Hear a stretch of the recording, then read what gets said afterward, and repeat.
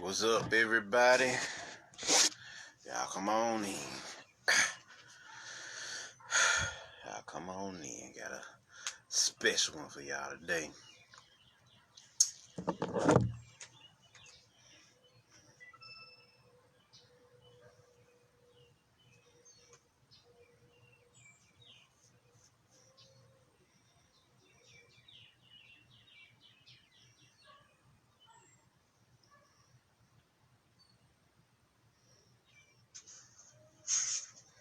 What's up,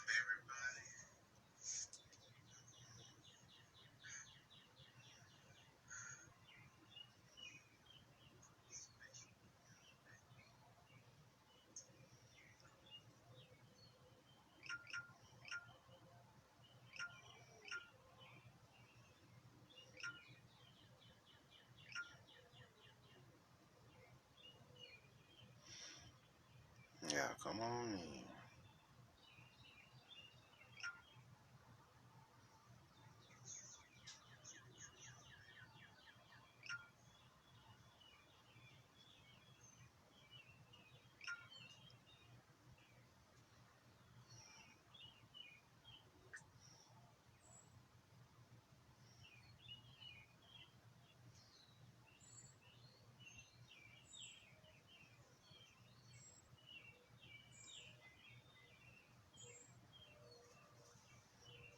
What's up, Diana?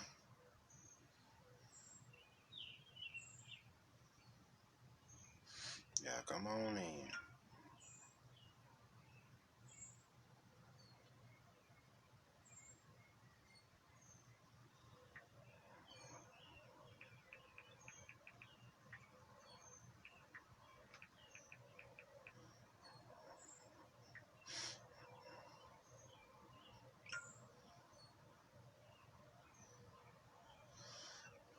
What's up, Sherry?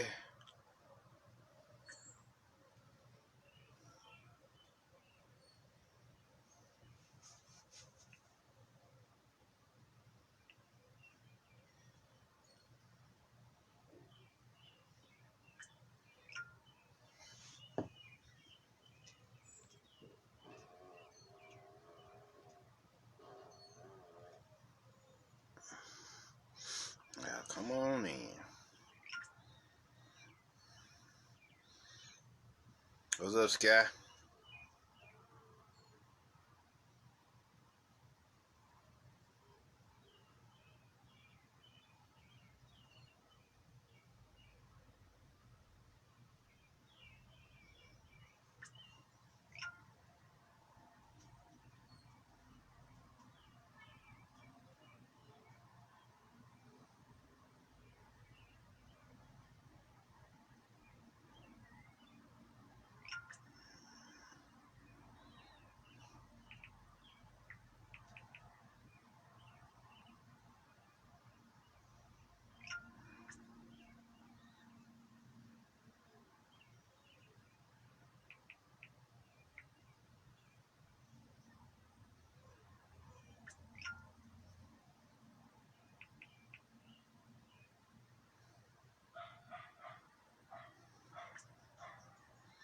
What's up, Jevin?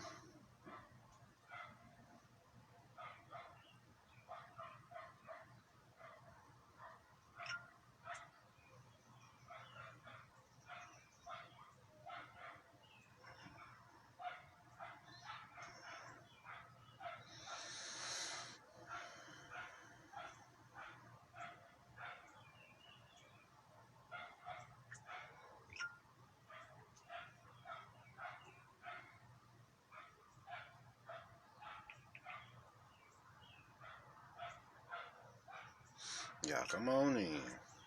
We gonna get started.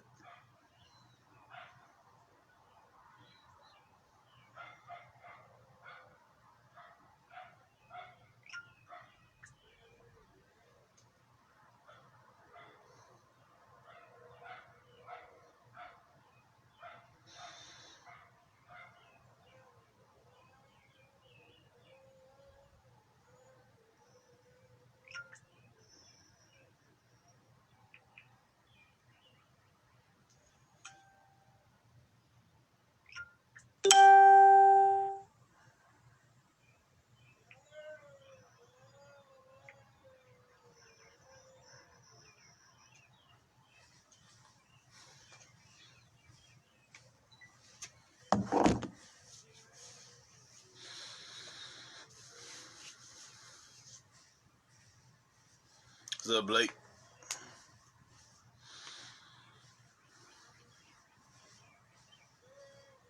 We'll give him another minute, y'all. We'll begin.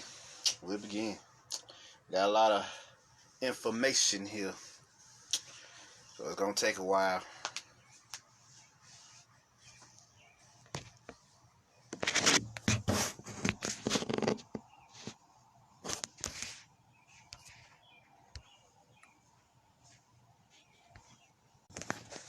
Alright.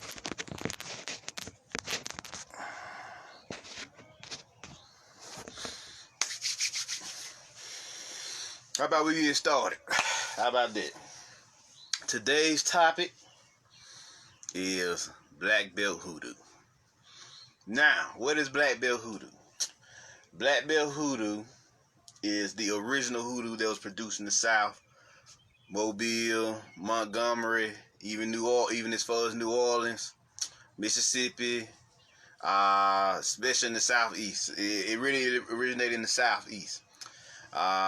Georgia, Florida, South Carolina, Tennessee, Kentucky, places like that. And then it spread out as time went on. Well, there's a lady by the name of Katrina Donald Hazard who wrote a book called Mojo Working. Quite sure some of y'all have heard of it. I let somebody borrow my book, so all I have is an image of what it looks like if you look it up. Mojo Working. Bring this in a little bit.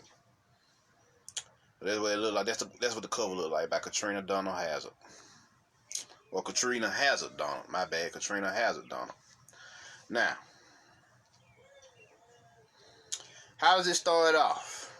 The book starts out like that. We're gonna be referencing this book a lot to delve deep into these hoodoo teachings. Now, what was the old traditional system made of?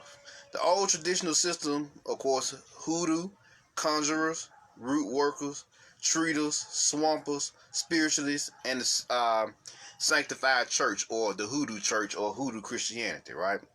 You also had morticians, grave diggers, undertakers. Then you had pharmacy assistants, slaves, or free, or what you like to call root doctors. You see what I'm saying?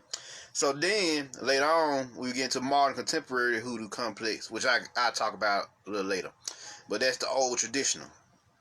Now, the techniques in the whole old hoodoo religion was called the ring shout, conjure/hoodoo/root work, marketed hoodoo /curios, secular dance form, holy dance shouting, theatrical dances, which include Hensley's Wingfield, Pearl Primers, Catherine Dunham, Alvin Ailey, talking about them.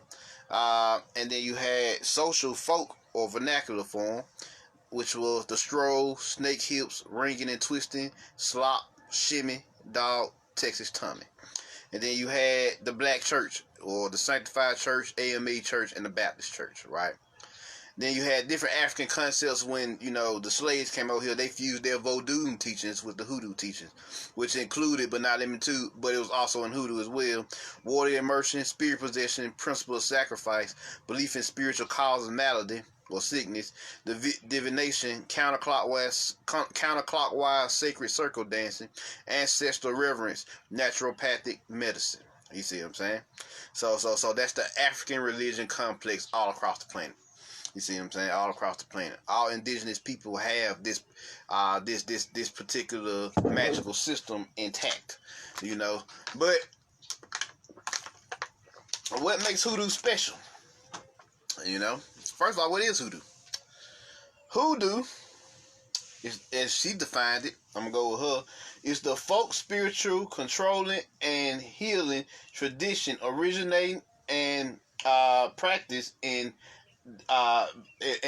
by the African Americans in the southern U.S., which then stretched out to the rest of the U.S. You see what I'm saying? One more time. It's the folk, spiritual, controlling, and healing traditions originating and practiced by African Americans in the southern U.S. You see what I'm saying? See what I'm saying? So we talking about from Georgia on down to Louisiana, Texas, so on and so forth. See what I'm saying? What's up, Astrid? So this is what you got going on here. So the word hoodoo, it's code word for who do the work. You see what I'm saying? Who do the work? What is the work? The work is the spiritual practices and techniques and medical applications that these conjurers use. Let's see. What is root work? Let's get some of these definitions out of the way to build on the foundation. What is root work? Root work is one's ability to harness and wield the elements both inside them and outside them to create visible effects on the physical plane. You see what I'm saying? That's what root work is.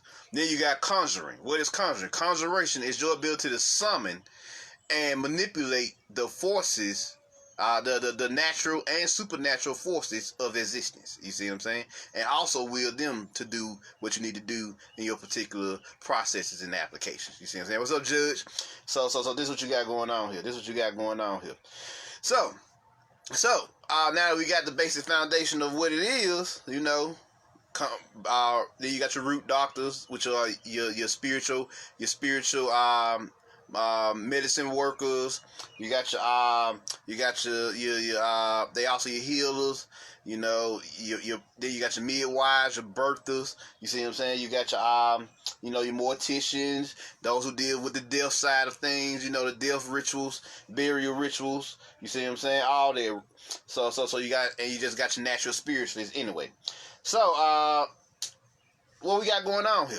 And then you got what you like to call the ring shout or the shout. What is the shout? The shout is simply divine utterance in hoodoo. You see what I'm saying? Your ability to speak your word forth and then go out there and create your reality after you say what you need to say.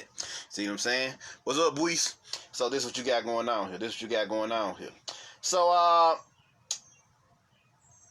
it gained prominence in the South because you had master herbalists. You know, we listened to the earth, to nature back then. You know, you see what I'm saying? Another thing, before I fully get in, another definition that needs to be talked about. What is mojo? There are two definitions. Definition number one. A mojo is concentrated spiritual energies that you put in your bag, energetic storage center to help protect you and create sort of like a talisman. You see what I'm saying? You put different items and everything in your bag, spiritualize them, enchant them, and then you seal it up and you carry it with you as a form of protection and attack, just in case a motherfucker try to hurt you. You see what I'm saying? The second definition of mojo is your own natural soul rhythm and song. You see what I'm saying? Your own natural soul rhythm and song. What we commonly call today swag. You see what I'm saying? Your own hipness, your own rhythm to the beat. How your soul rhythmizes and sings in this particular corporal vessel that we call the human body. You see what I'm saying? So that's what you got going on, and how it walks the earth with its own beat and song. That's also your mojo. You see what I'm saying? So that's what you're going on. You know, in the popular movie Austin Powers, they stole his mojo and he went shit after that. He was just fucked up. And so he realized that his mojo was inside him all along, and he could regenerate his mojo whenever the fuck he felt like it. See what I'm saying? So that's what you got going on. That's what mojo is. You see what I'm saying? Your own natural soul rhythm and song, and of course mojo working. The spiritual practices of creating your own mojo bags, grease bags, all that, as a form of sacred talismans to protect you. And we're gonna get into all that. You see what I'm saying? So, what makes hoodoo so special? You see what I'm saying? What's up, Patrick? What makes hoodoo so special? You see what I'm saying? What made it so powerful? What make it powerful is it was created right here. See what I'm saying? You know, like I was saying, all the other hoodoo, all the other magical systems, Vodun, Haitian Vodun, and African Vodun, Santeria, which I think is Cuba. Then you got La Cumbia, which is Brazilian. Then you got Macumba and all the rest of the sciences. Everybody got their own version, Juju, and their own version of this particular magical system. You see what I'm saying? What is this so-called magical system that we tapping into? It is a magical system that we created to harness the spiritual forces and also connect with nature, help further spiritualize ourselves, and of course go forth to heal the planet and bring balance to the force. You see what I'm saying? So that's what you got going on. What's up, Diamond? That's what you got going on here. That's what you got going on. So, Hoodoo is the indigenous Black Americans' own variation on this. And a lot of people like, so what the deities at, Marvin? Oh, I got some of the deities today. You know, you only need about a good 10 to 12, maybe even 13 deities that you can start off with, you know, to get your start. Some you know, some you don't. So we're going to get into that as well. So, you know, when we dealing with this, I told y'all some of the things that it's composed of already. So we can get into the fun stuff. Let's see here. Where shall we start? What is the point of any belief system?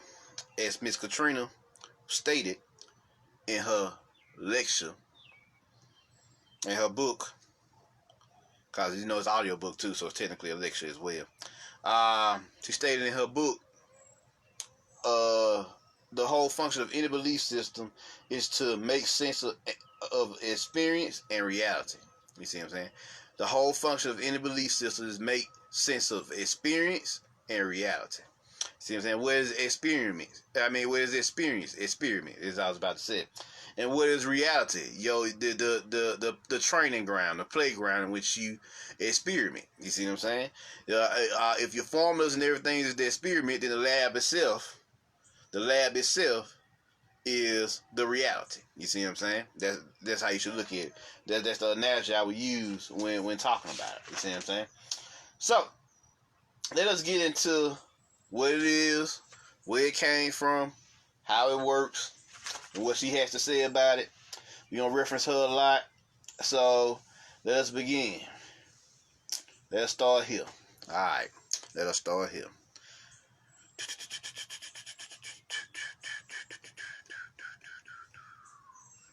We're going to start with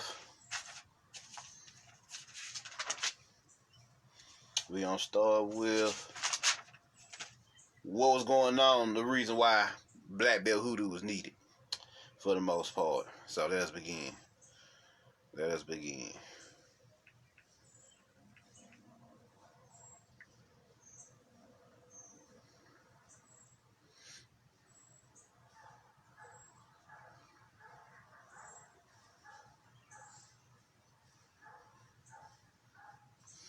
Let us begin.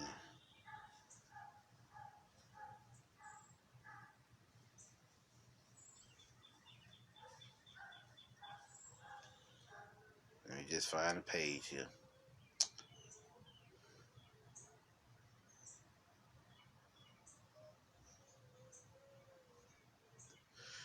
Alright, let's start here. The Hoodoo religion did not emerge simultaneously and uniform in every locale, but in certain concentrated plantation environments. They exhibited the necessary and sufficient conditions that would nourish Hoodoo's germination and materialization. These core plantations were large by American standards, exhibiting high African population density, inadvertently allow enslaved Africans some degree of autonomy or unhampered religio-cultural space.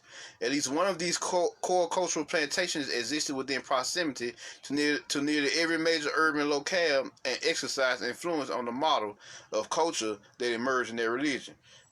At gatherings such as corn shucking, plantation dances, shout worship services, and clandestine illegal public gatherings, bondsmen from the core plantations exchange cultural and spiritual information with Native Americans, as well as with slaves from other plantations.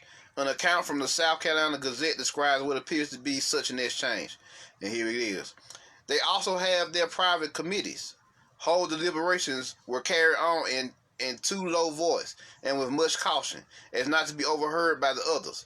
The members of this secret council had much the appearance of doctors in deep and solemn consultation upon life or death, which indeed might have been the scope of their meditations at the time. The dismal act of slave trading was inadvertently culturally significant in that it provided both regional and national reshuffling and exchange of African cultural and spiritual practices. The traders' infamous slave pens of New Orleans are not worthy here. Slaves from every region of the country, as well as some from Africa, the West Indies, and Mexico, could spend as much as 1 to 3 months there waiting to be sold. During that time, slaves were exposed to cultural and spiritual knowledge from a variety of regions. So then they go on to say, the slave community's cultural leaders, conjurers, blacksmiths, priests, and priestesses, proficient singers, musicians, and excellent dancers initially came from a variety of different African ethnic traditions. But familiarity with or commonly shared knowledge about a particular transethnic practice like the counterclockwise dance circle may have been the most significant in a series of culturally leveling selection principles used by enslaved Africans in holding onto elements of traditional African culture. Much of what becomes hoodoo exhibits continuities with a range of West African and Central West African religious traditions. Consider the similarity in the following two passages, for example. It was thought by many that he would not be able to find the buried poison, but as they were about to give up their pursuit, then the doctor ordered the man to dig quickly, for the trick bag was there. On the order being obeyed, the poison was found. It was rusty nails, finger and toenails, hair, and pins sewed up in a piece of red flannel. The doctor carried this to the patient and convinced him that he had found the cause of his illness, and that he was sure to get well. Not many days elapsed before he was walking as well as ever. "Bring me a hoe," said Okakbui. When Ekwifi brought the hoe, he had already put aside his goatskin bag and his big cloth and was in his underwear. He immediately set to work digging a pit where Ezinma had indicated. Suddenly, Okakbui sprang to the surface with the agility of a leopard. "It is very near now," he said. "I have felt it. Call your wife and child," he said to Okonkwo. After a few more holefuls of earth, he struck the Iiua. He raised it carefully with the hoe and threw it to the surface. He went into his goat bag, took out 2 leaves, and began to chew them.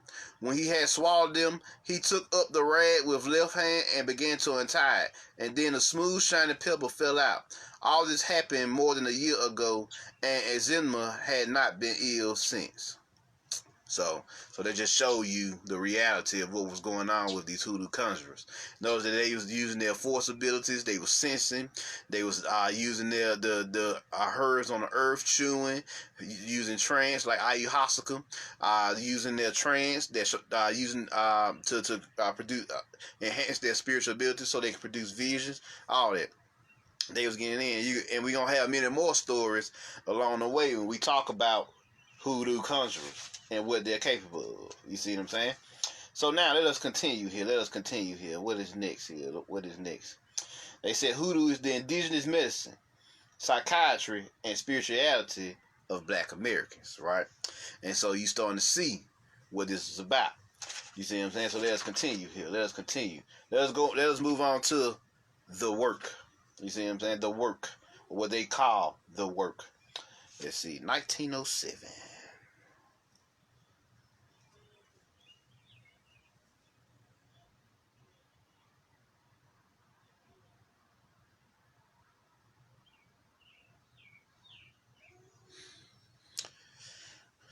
Let's see here.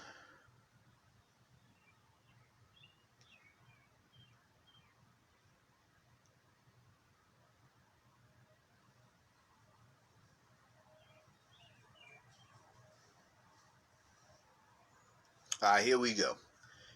Check this out. There was also further diversification in roles related to hoodoo, as well as the division of labor within hoodoo traditionally, particularly between midwives, treaters, and conjuremen, and the respective traditions they represented. It is in the early years of this second stage that hoodoo established a durable national profile as an African American spiritual medicinal tradition while maintaining some regional uniqueness.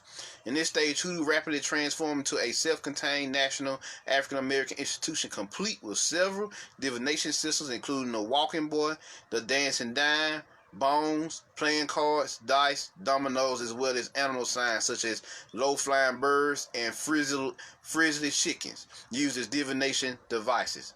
Incantations in the form of Christian prayer, particularly the songs, would eventually totally replace the traditional West and Central West Africa chants and prayers. An example can be seen in slaves' traditional use of Psalm 10 when requiring protection during travel, especially when running away, Psalm 53 for God's divine protection, and Psalm 109 to curse and damn those who are wrongdoers.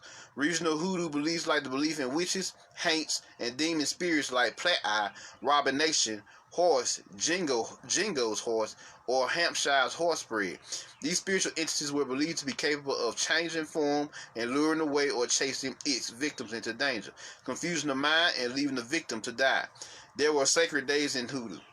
Before I get to that, so as you can see, before I get to that part there, so as you can see, it became a national fucking powerhouse of spirituality. See, y'all want to know how these slaves got free? They weren't using no guns. They was tapping in to their spiritual force, and we gonna get into that too. But y'all can see, these some bad motherfuckers. Your people, our people, wasn't just no regular people. You see what I'm saying? And they lie to you saying that the Haitian Revolution was the only successful rebellion. No, the Hoodoo Conjurer, 1965, the end of the Civil War, was the most successful rebellion in all of U.S. history, because it freed the slaves. You see what I'm saying? It freed the slaves. We gonna get into all that. But as you can see, they tell you right here. I like what they said here. African American institution complete with Hoodoo rapidly transformed to a self-contained national African American institution, complete with several divination systems, including the walking boy, the dancing dime, bones, playing cards, dice, dominoes, as well as animal signs such as low-flying birds and frizzly chickens, used as divination devices. Y'all been doing this shit your whole life. And you play cards, then you play dominoes, then you use dice. Let's see here. What else? Now the bones we didn't use much, but dancing dimes, we called it closest to the wall. And when I was in school, close to the wall, you hit your coin, and whoever would win, whoever's quarter was close to the wall, they would take the money. You see what I'm saying? That was the game. That was the game we played, but it was actually originally a spiritual practice. You see, some dancing dimes were spiritual practices. You know what I'm saying? And if you notice, when you play cards, when you roll dice, when you get into playing with dominoes, you go into a trance, because they're still locked in your DNA. It's still entrained in you or ingrained in you to tap into these abilities. You see what I'm saying? What's up, Michelle? What's up, Max? So this is what you got going on. Then later on, the Christian energy will kick in. But for now, we mainly used our own natural folk herbal teachings and fuse them with a lot of African teachings as well that will come on. You see what I'm saying? That's why it's so hard to distinguish between hoodoo and voodoo, because hoodoo, known as the oral textbook, is a series of orally transferred teachings. You see what I'm saying? So that's why you don't know much about hoodoo as much as you know about voodoo, because they actually wrote it down. You know what I'm saying? And documented. But only you had to go and talk to people to find out about hoodoo, because it's an oral tradition. You see what I'm saying? You had to go. You got to know somebody who knows somebody to get your hands on the information, and then you had to take that information, sift through what was good and what wasn't good, until you put together the puzzle and get strong enough in your own mind, wisdom, and spirit to tap in yourself. You see what I'm saying? So that's what you got going on. That's what you got going on. And the ones who are lucky enough to have a direct teacher, they would learn directly from apprenticeship. They would have a hoodoo apprenticeship. Then they would study herbs, medicine, root work, conjuring, all of that for years. And some midwifery, the science of midwifery, and it goes way back. You see what I'm saying? So this is what you got going on here with these advanced teaching. You also have what you like to call moon children, or what they like to say, the blue gum Negro. You see what I'm saying? And the blue gum Negro, we're gonna get to that. The blue gum Negro is the they African Americans, or so-called African Americans, the indigenous Black Americans, as we know now. We know that African Americans was a made-up term by Jesse Jackson that he created in 1989. So that shit is literally like the year I was born, he created. So that shit is literally only 30 years old. But anyway, where was I? Yeah, they created. They had this concept known as the blue gum Negro, which is the progenitor to what the concept of what the moon child. See what I'm saying? These were beings who had certain birthmarks or spots on their body who could tap into their abilities. You see what I'm saying? They were touched by the force early on in their life. You see what I'm saying? It was a Jamal. They was touched by the force early on in their life, and they were destined to learn the ways of hoodoo conjuring. You see what I'm saying?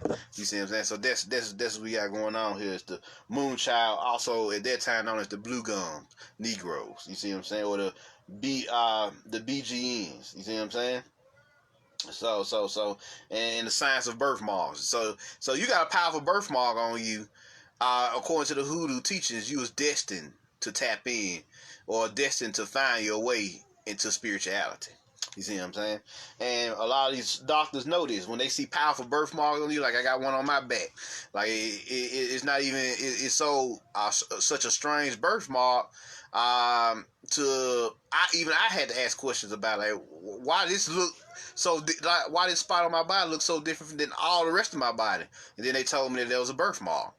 And and other people got powerful birthmarks. Like, they got birthmarks that span their whole arm. Then they've been touched by the force. You see what I'm saying? Though the birthmark is pretty much the source mark. Then you the chosen one that came down here to do great things according to the Hoodoo Conjurers. You see what I'm saying? We're gonna get into that a little bit more. We're gonna get into that, kind of jumping ahead on that. But it's pretty much gonna be a chaotic lecture. I'm gonna be jumping around to different things. But now, the sacred holidays. And check this out. Let's see here. There were sacred days in Hoodoo, particularly Friday. Oh, really now? Friday was a sacred holiday to us. I bet it was. About which it was believed that no project or piece of work should ever begin. Established procedures for recruitment and training of hoodoo successors existed. They included training in the magical and medicinal uses of plants and other substances, as well as training in reading signs in nature, such as in cloud formations, and in the behavior of certain animals like barking dogs and low-flying birds. During this period, there were also socially strengthened hoodoo myths and legends, some in the form of personal testimonials or secretized African and perhaps Native American and European folk beliefs and tales. These were often delivered as stories like those of High John the Conqueror, the fabled Dr. John of New Orleans, Marie Laveau, the Seven Sisters of Algiers, famous East Coast hoodoo legends, Dr. Bug and Black Herman, and the most famous of them all, Dr. Buzzer of St. Helena Island, South Carolina. So that's what you got going on here. Hoodoo truly had entered its golden age, and it had not yet fallen under the exploitative and controlling influences of occult marketeers. It was largely an African American dominated and controlled institution. Root doctors, midwives, conjurers, treaters, and those doing the work gained increased access to other occult traditions and supply paths, and all interface more freely than they had under slavery's inhuman confinement. We're going to get to what happened in slavery. But right now, I'm just letting you know what the work is. You see what I'm saying? The work is setting you up to how they did it. You see what I'm saying? What was they tapping into? So let's see here. What else I want to read to y'all? There's 1929. Let's see here. So they told you that we had sacred holidays. Let's start there. What's a sacred holiday? A sacred holiday, or holy day, or spiritual day, or spiritual cycle, because days are cycles. So a holy day or a spiritual cycle is a particular period when the spiritual energies are heightened. You see what I'm saying? They more elevated than other days. You see what I'm saying? Or other cycles. So Friday, which is actually based off the Norse goddess Freya, the Norse goddess of love Freya, in Norse mythology.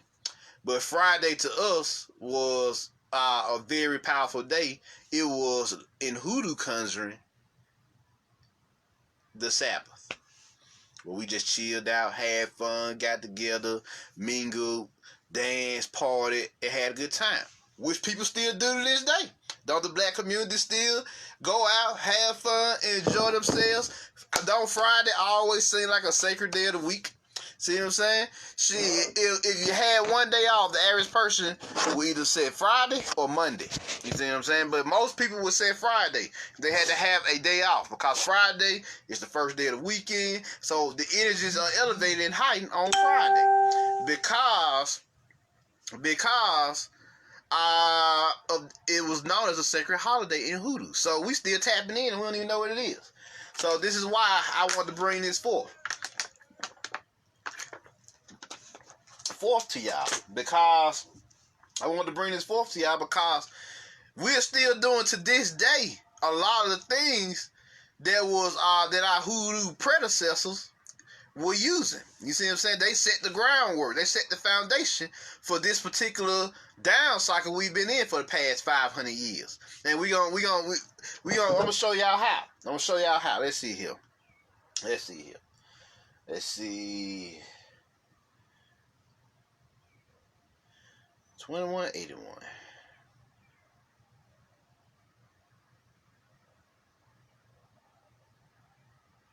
Let's see here. Alright, I can do that then.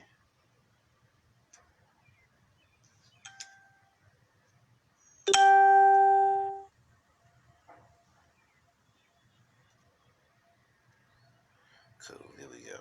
Coming up to it now.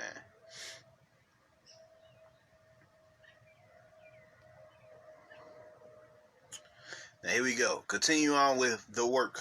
This part of it. You see what I'm saying? Here we go. In addition to an underground network of suppliers, because we had our own underground network of suppliers, the Hoodoo underground network. See what I'm saying?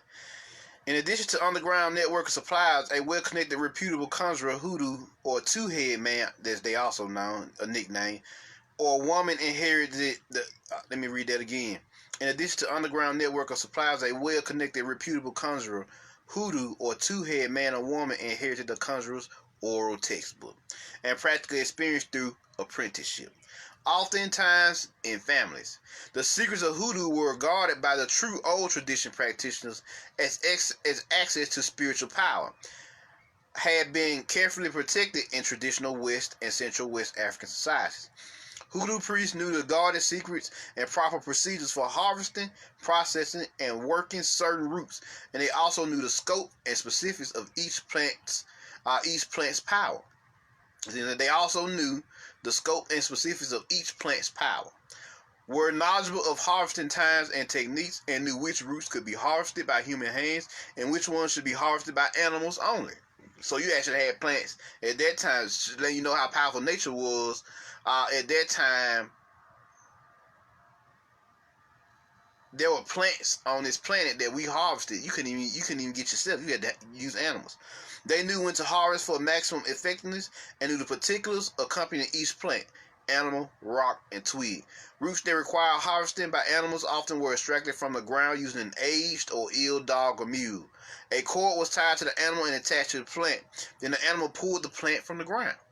Plants that required this harvesting technique were believed to have the power to drain life force energy from any living creature attempting to unearth them. So an animal near death from ill health or age rather than a healthy one was put at risk. Harvested thusly, these roots were used only in the most serious life and death matters. Other plants were believed to emit a scream or to cry tears when harvested.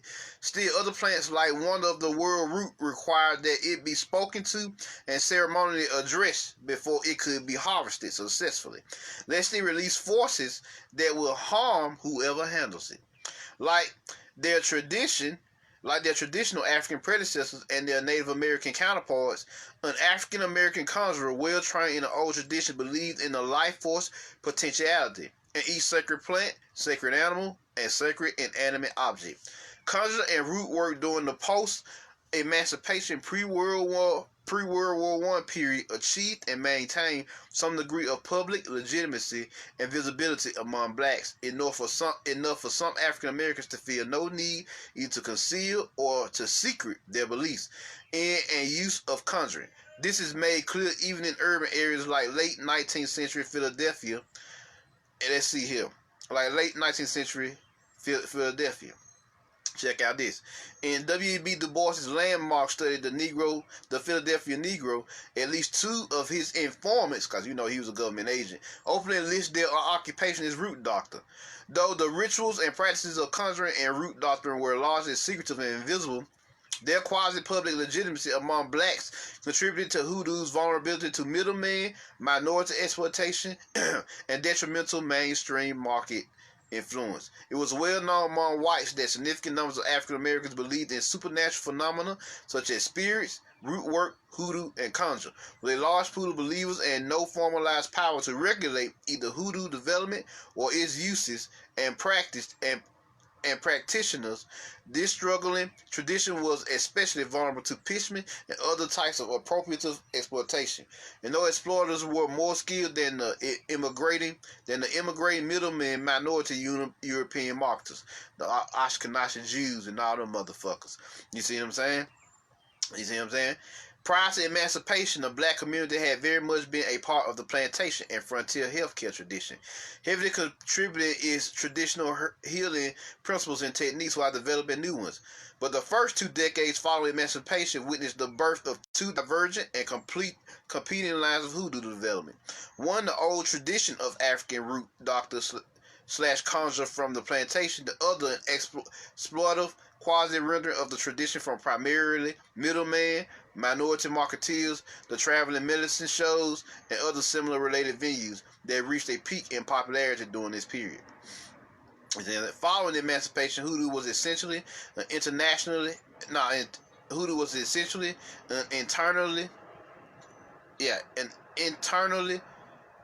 hold on now. Let me slow it down here.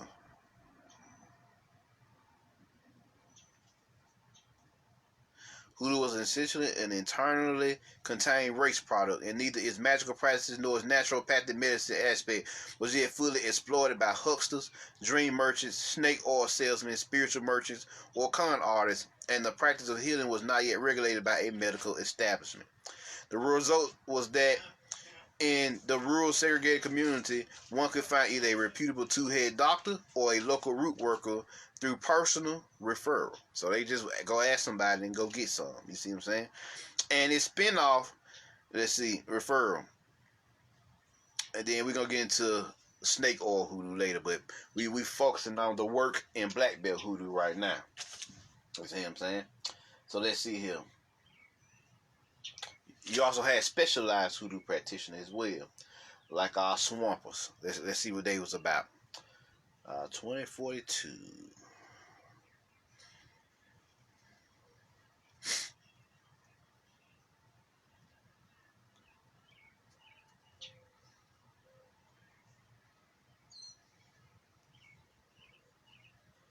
Let's see here. By the 1930s, the old profile hoodoo priest, also known as a swamper, will all but disappear. Zora Neale Hurston leaves us this account of one of the last of the swampers, Dr. Duke. Dr. Duke is a member of a disappearing school of folk magic. He spends days and nights out in the woods and swamps and is therefore known as a swamper. A swamper is a root and conjure doctor who goes to the swamps and gather his or her own herbs and roots. Most of the doctors buy their materials from regular supply houses. By the publication of this account in 1935, the latter phase in the second period of hoodoo's development marked by a proliferation of supply houses and urban clientele, conjurers' older traditions were giving away to a more specialized practice, limited and heavily commercial. This will have indirect psychological impact. Participation in the mainstream marketplace, even if it were only a hoodoo curio drugstore or supply house, allowed blacks who had been, and in most instances were still marginalized economically and forced to the fringes of the American mainstream marketplace to minimally validate their economic location and way of life by buying from a store that targeted black specialty products. So hoodoo was so powerful, these motherfuckers tried to capitalize on it like they always do. You see what I'm saying? See, you dictate how this society go with your consciousness, with your mass consciousness.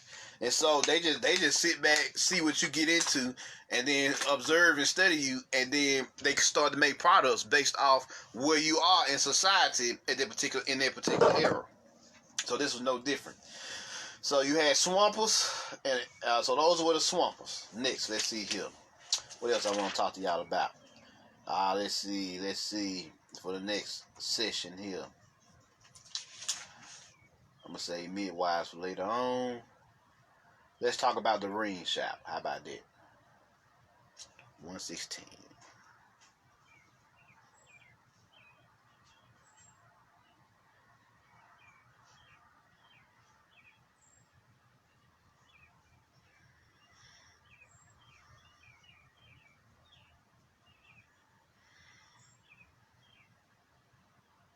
Check this out. The Hoodoo religion involves spirit possession, ancestral reverence, water immersion. What is water immersion? When Hoodoo was in control, water immersion was you would go into the water. They would put your head into the water, pray over you, and enchant you, and then you would have to do meditations to fully tap into your subconscious mind, because the water immersion technique was the physical act, or which I will later on would be called baptism, the physical act of going into your subconscious mind, because water represents the subconscious, unconscious mind.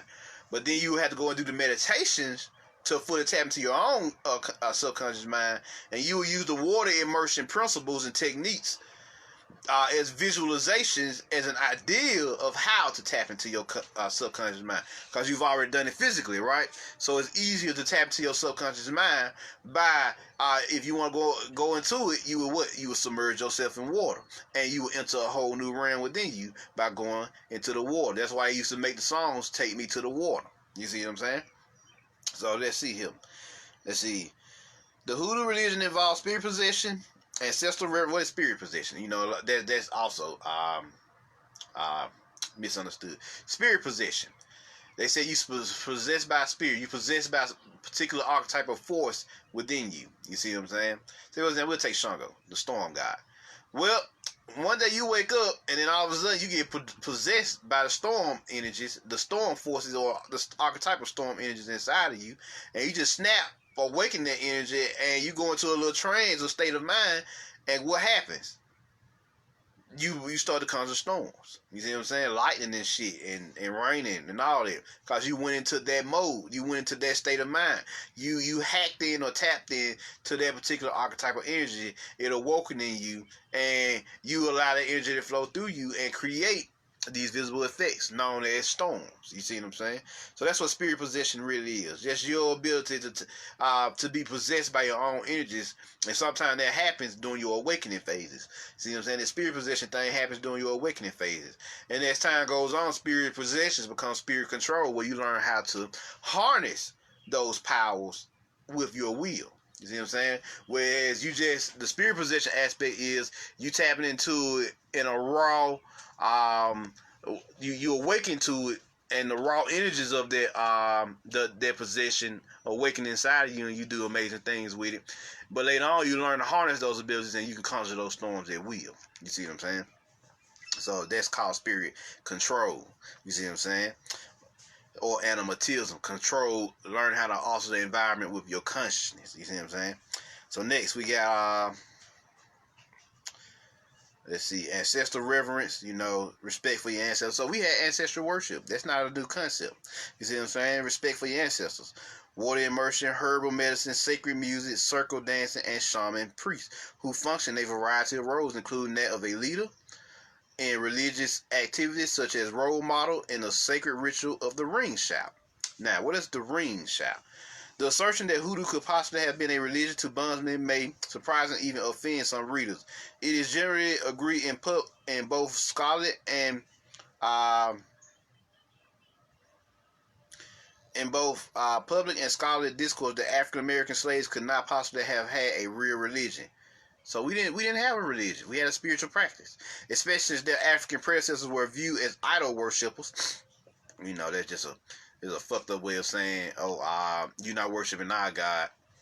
they worshiping their own gods, and they call them idols. Well, everybody know that idol, what an idol really is a still mind. You see what I'm saying? The still force in your mind, boredom. That's an idle mind. You see, that's what it is to be idle. Bored. Don't have nothing to do. Not doing that with your mental energies. Sometimes you can take that energy and meditate on it when you get into that state.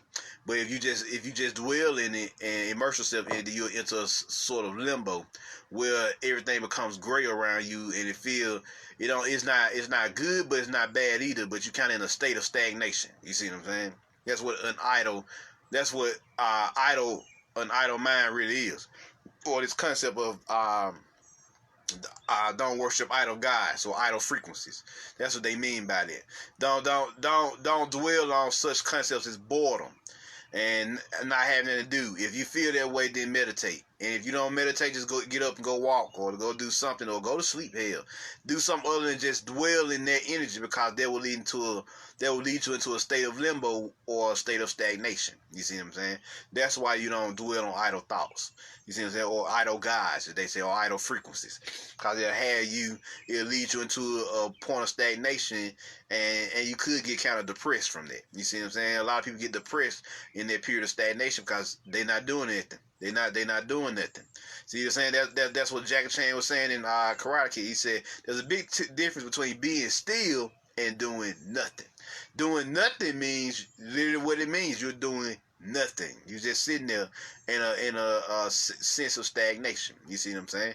You see what I'm saying? So you're not and you entertaining these energies of boredom. You know, they ain't got nothing to do. Wildlife. So, and you start getting real depressed, start asking weird ass questions, asking suicidal questions like, why life this, why life that, why am I here? That's a good question to ask, but I'm not in that state of mind. You see what I'm saying? So because when you come out of it, you don't forget about it. That's a question you ask when you're in a conscious mind, and then you go and seek out. You see what I'm saying? So there you go. Let's see here. Let's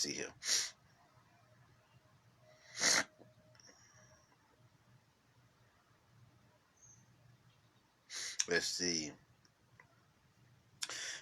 African American slaves could not possibly have had a religion, especially since their African predecessors were viewed as idol worshippers by both Christians and Muslims alike.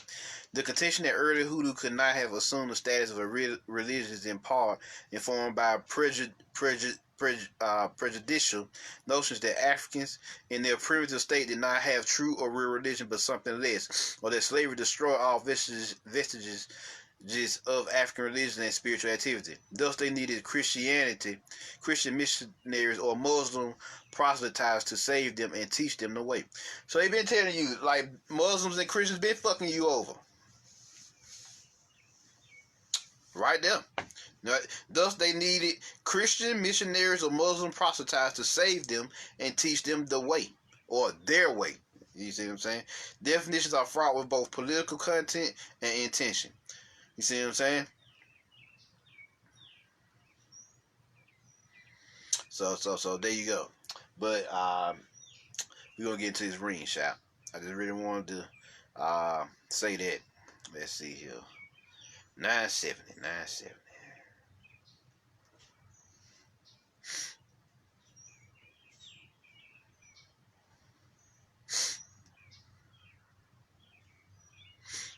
Here we go. An especially important component in the Hoodoo religion was the sacred circle dance that would come to be known as the ring shop. This group religious dance was performed in a circle that moved counterclockwise. So that if clockwise is this way, from clockwise is right to left, then counterclockwise is left to right. Right? Left to right. Why left to right? Feminine energy to masculine energy. You see what I'm saying? Because, darkness precedes light. You see what I'm saying? An especially important component in the old Hoodoo religion was the sacred circle dance that would come to be known as the ring shout. This group religious dance was performed in a circle that moved counterclockwise. Scholars have not speculated about the relatedness of Hoodoo and the ring shout, but there is certainly enough evidence to associate both Hoodoo and Conjure in its broadest aspect with the sacred dance circle. Early in Hoodoo's development, there had to have been the association with surviving African religious dance. It is not unreasonable to assert that Conjure and the ring shout were components of a quickly evolving, uniquely African American adaptation of West and Central West African traditional religion to the Protestant environment of North American enslavement. And just as the sacred religions of the Caribbean were dance, the ring shout was the sacred dance of the Hoodoo religion. You see what I'm saying? The sacred dance of the Hoodoo religion. Let's see. Sterling Stuckey asserts that the ring shout may have been the most important socio-cultural occurrence in the slave community. The shout, as it would eventually come to be called, sometimes had white observers, though it was largely a private, often secret occurrence among blacks. On such occasions, African religious values were reinforced as well as modified to respond to enslavement. And when outside observers, especially whites, were present, they rarely understood what they were seeing. Slaves privileged the shout rituals over forms of dance so much that they refused to label shouting as a type of dancing. It is against the backdrop of the shout that we see the primary cleavage between sacred and secular, not typical of African traditional religion and culture, drawn first on dancing, on sacred celebratory occasions. Bondsmen were basically free from the dance performance expectations of both blacks and whites, which frequently influenced African American secular dancing. Unlike secular dancing, the sacred ring shout involved no personal competition, as was often found in plantation breakdowns. In the shout, dance was neither for entertainment of the master, as in the contra dances, nor for rewards, as in the plantation cakewalks or Djedi contests. The expectations in the shout were those of the enslaved spiritual community. Dance vocabularies and the motor muscle memory retention patterns of the various African ethnic groups could be quite different. The range and uses of movement were often dissimilar, though the general characteristics of West African and Central West African dance distinguishes sub-Saharan African dancing generally and mark its uniqueness when compared with European or Asian dance forms. Dance scholars generally agree that delineation, articulation, and segmentation of body parts, angularity, asymmetry, polyrhythm, and mimicry are among those overarching distinguishing qualities of traditional African dance. Because the sacred counterclockwise circle was familiar to all the enslaved African ethnic groups in North America, each group could potentially participate in the sacred ring ritual. So they tell you we was all pretty much doing the same thing in our own way. Each ethnic group would potentially bring a unique signatory contribution to the ring shout. Thus, the shout originally allowed a wide range of ethnic expression and dance vocabularies to prevail. These very contributions, seen as expressions of individual identity, were encouraged as long as the circle was maintained. As often as possible, the shout itself, its location, was away from the eyes of outsiders, especially the slave master, who had the power to mete out punishment. The sacredness of the circle imparted a protection to participants that allowed them wide boundaries of personal and community expression, something unknown to them in their daily labors. The abandonment permitted permitted in the movement of the ring shout submerged the individual shouter in a motherlode of sacred African values expressed as dance innovation. Shaped by labor and their African heritage, their bodies created and stabilized the early African American dance shaped by labor and their African heritage, their bodies created and stabilized the early African American dance vocabulary in the shout ritual. The most intense levels of movement innovations were in the threshold movements, those rhythmic gestures that immediately preceded spiritual possession. These gestures would ultimately have a developmental effect on African American dance itself. Fundamental to the support of African American culture, especially dance, the ring shout, more than any other dance form, developed and sustained elements that would influence the development, vocabulary, movement quality, and organization principle of future sacred dance, secular social dance, and theatrical dance forms, including modern jazz and tap. In the circle, all Africans could contribute from their particular dance vocabulary and cultural motor muscle memory. You see what I'm saying? So they telling you what it was. Dance supported the construction and correlation of wider spiritual values. It allowed bondsmen to establish a spiritual continuity with their former homeland in West and Central West Africa. As dance was the oarsman of spirituality in the African religious ocean, the distant shore to which the ring shout boat was rowed was spirit possession, and the wider sea in which it traveled was the Hoodoo religion. Hoodoo was simultaneously both the context for the dance in the circle and the result of it.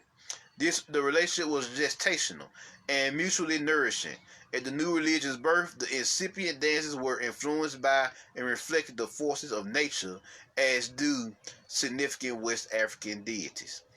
The traditional African names of the gods would be lost, but the forces of nature that deity often represented were clearly recognizable to all.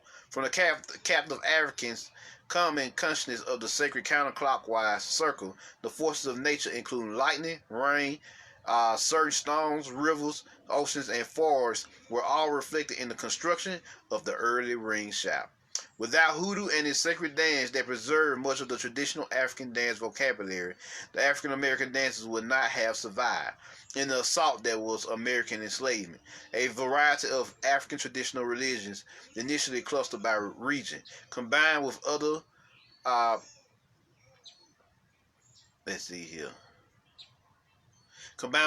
ethnic and religious influences, merged and gradually metamorphed into Hoodoo. The Hoodoo religion was born. As the sacred dance of the old Hoodoo religion, the ring shout contained all the antecedent, dramatic, mimetic, and stylistic elements of future African American sacred as well as secular dancing. The perspective of the ring shout as text inside the context of the old Hoodoo religion allows us to speculate on the dance's origins in Congo cosmology. This view also allows us a vision of how one of the old Hoodoo religion moved into African American Christian church practice and eventually into secular popular dance. The sacred circle was an essential vehicle in early black Christian conversion for both slaves and freemen.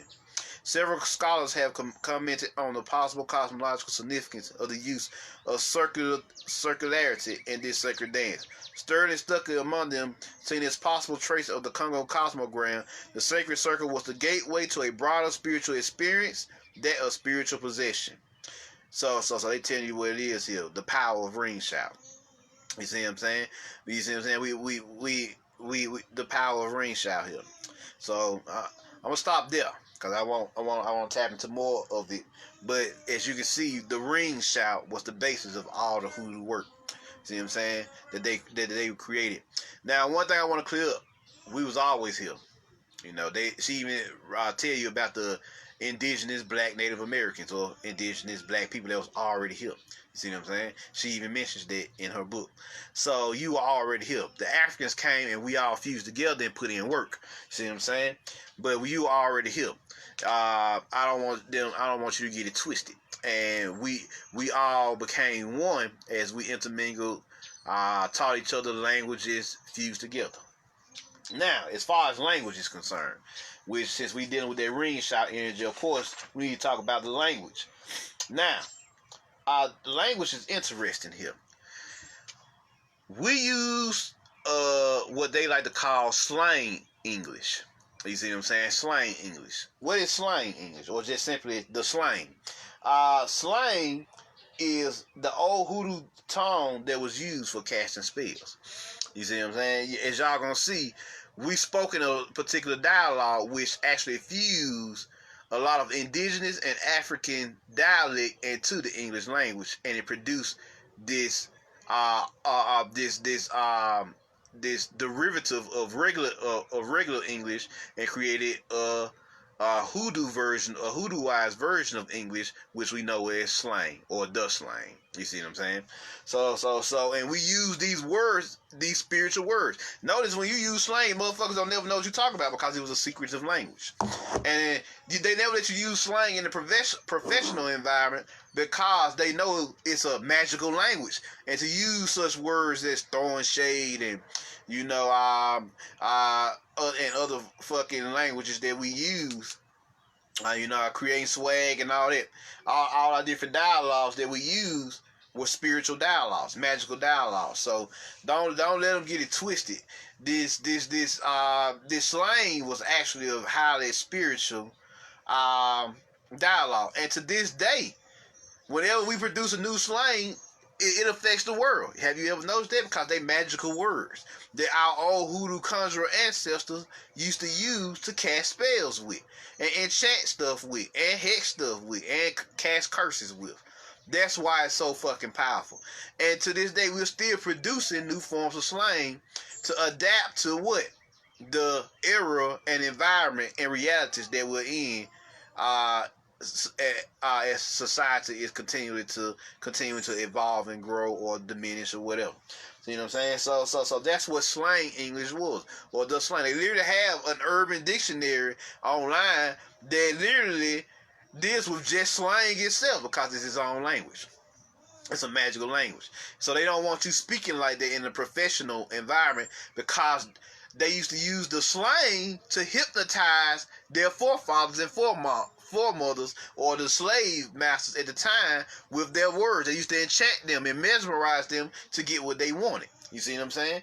And they even used to use the slang, these Jedi mind tricks, like how they show you in Star Wars. They used to speak words to, they used to whisper words in their voices, and they would eventually just, oh, okay, they got that from Hoodoo Conjurers. They use it's the slang combined with your mental power, your mental force, to get a motherfucker to do what you want them to do. And this is one of our powers, one of our Jedi mind tricks or Hoodoo mind tricks. Since we're dealing with this particular lecture here, so definitely here. I definitely want to put that down. I definitely want to put that down. They mentioned many things when we dealt with this ring shop. You mentioned the dance forms and everything. Well, if you know anything about Muddy Waters and Got My Mojo Working, he said a few things in his song that I recorded. We'll come back to this here. He said a few things in his song that warrants our attention. He said, that's the other one. Let me see. We'll come back to that one. I'm going down to Louisiana to get me a mojo hand. Mojo bag. I'm going down to Louisiana to get me a mojo hand. I'm going to have all you women right here at my command. He went and got him a mojo bag done. He went and got him a mojo bag done to do the work. And I'm going to assume that's what you got the name for this book. You see what I'm saying? Mojo Working. You see what I'm saying? And then he got another verse in here where it said, another set of lyrics. I got a gypsy woman giving me advice. I got a gypsy woman giving me advice. I got a whole lot of tricks keeping her around. Which is what we just got to talking about with the hoodoo mind tricks. You see what I'm saying? And the slang. And, using your words and your energies to keep them around. See what I'm saying? I got my mojo working. Check out the song when you get a chance. But yes, he talked about this. So it was in the music. It was in there. It was a way of life. Hoodoo was a way of life. It was like Jackie Chan once said, everything was kung fu. Well, this time everything was hoodoo for us. You see what I'm saying? Everything is hoodoo. You see what I'm saying? So let us continue here. Let us continue. Next, let's see. I want to save that.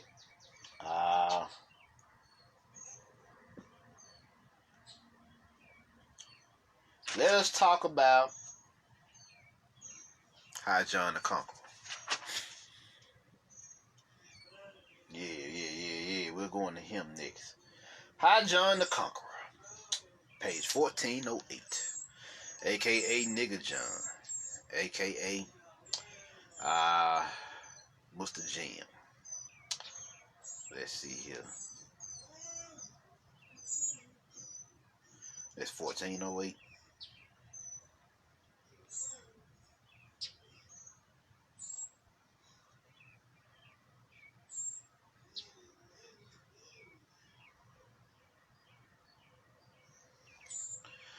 get back there from here.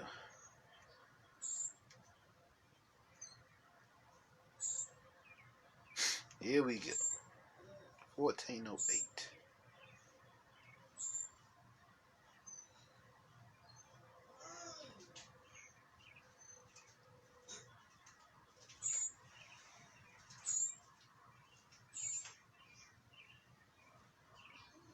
Here we go.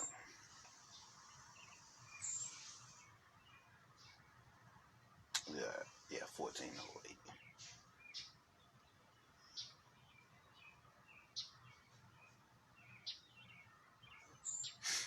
Here we go. The belief in High John the Conqueror was one such myth. Alright, yeah, let's go back a little bit. After emancipation, certain Hoodoo practices would find new life. Others would die. Still others would be engaged in selective adaptation that transformed them from their former state into something functionally new.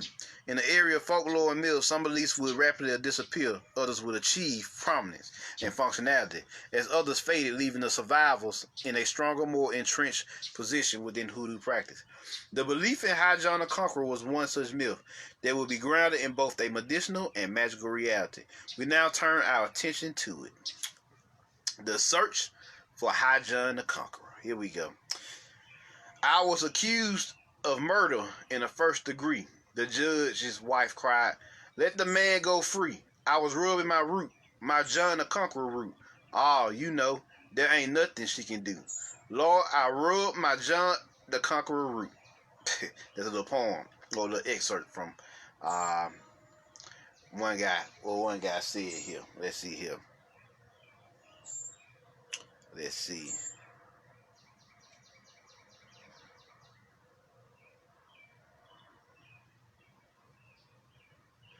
Early in the North American slave experience, the conditions of bondage circumscribed African slave life and transformed the remotest aspects of slave psyche, mythology, and behavior.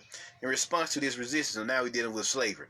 We're still enslaved at this point. In response, behaviors appeared in the slave population, rebellions, mutinies, and poisonings, along with subtler dissembling, creating a legacy of hope and support while providing models for further resistance. So the High John the Conqueror energy is about the spirit of slave rebellion and resistance. So that energy that you get, that we shall overcome, you tap into the High John the Conqueror energy. Since New World enslavement exacted a high price from both the slave's physical body and his spiritual apparatus, hope was indeed the tool that enabled the enslaved to salvage his own humanity. Their vision of hope, resistance, rebellion, and triumph had no stronger expression in Hoodoo than in the sacred High John the Conqueror myth.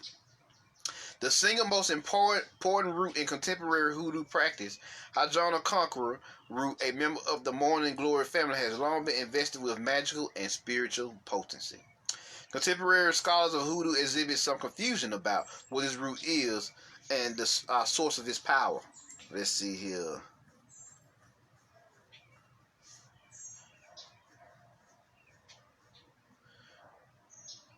Here we go. High John the Conqueror's true power is derived from its relationship with the enslavement and the spirit of rebellion and resistance. Known also as bindweed and as jalap root, the botanical name Ipomea jalapa or Ipomea purga indicates its kinship with the sweet potato Ipomea patata. It is sometimes classed as convolvulacea jalapa. Its most commonly known name, jalap, is derived from the region in Mexico, Xalapa, Veracruz, where the native plant grows in abundance and from where most of the stock used in Hoodoo has been imported. Then, let's see. I'm gonna skip that part. You know, they just go into the root and everything. Jamal Rakeem, what book is that, God? Mojo Working by Katrina Hazard Donald. Let's see here. 1463. Yeah, 14. Let's see, 1425. We already done that. 1460. There we go.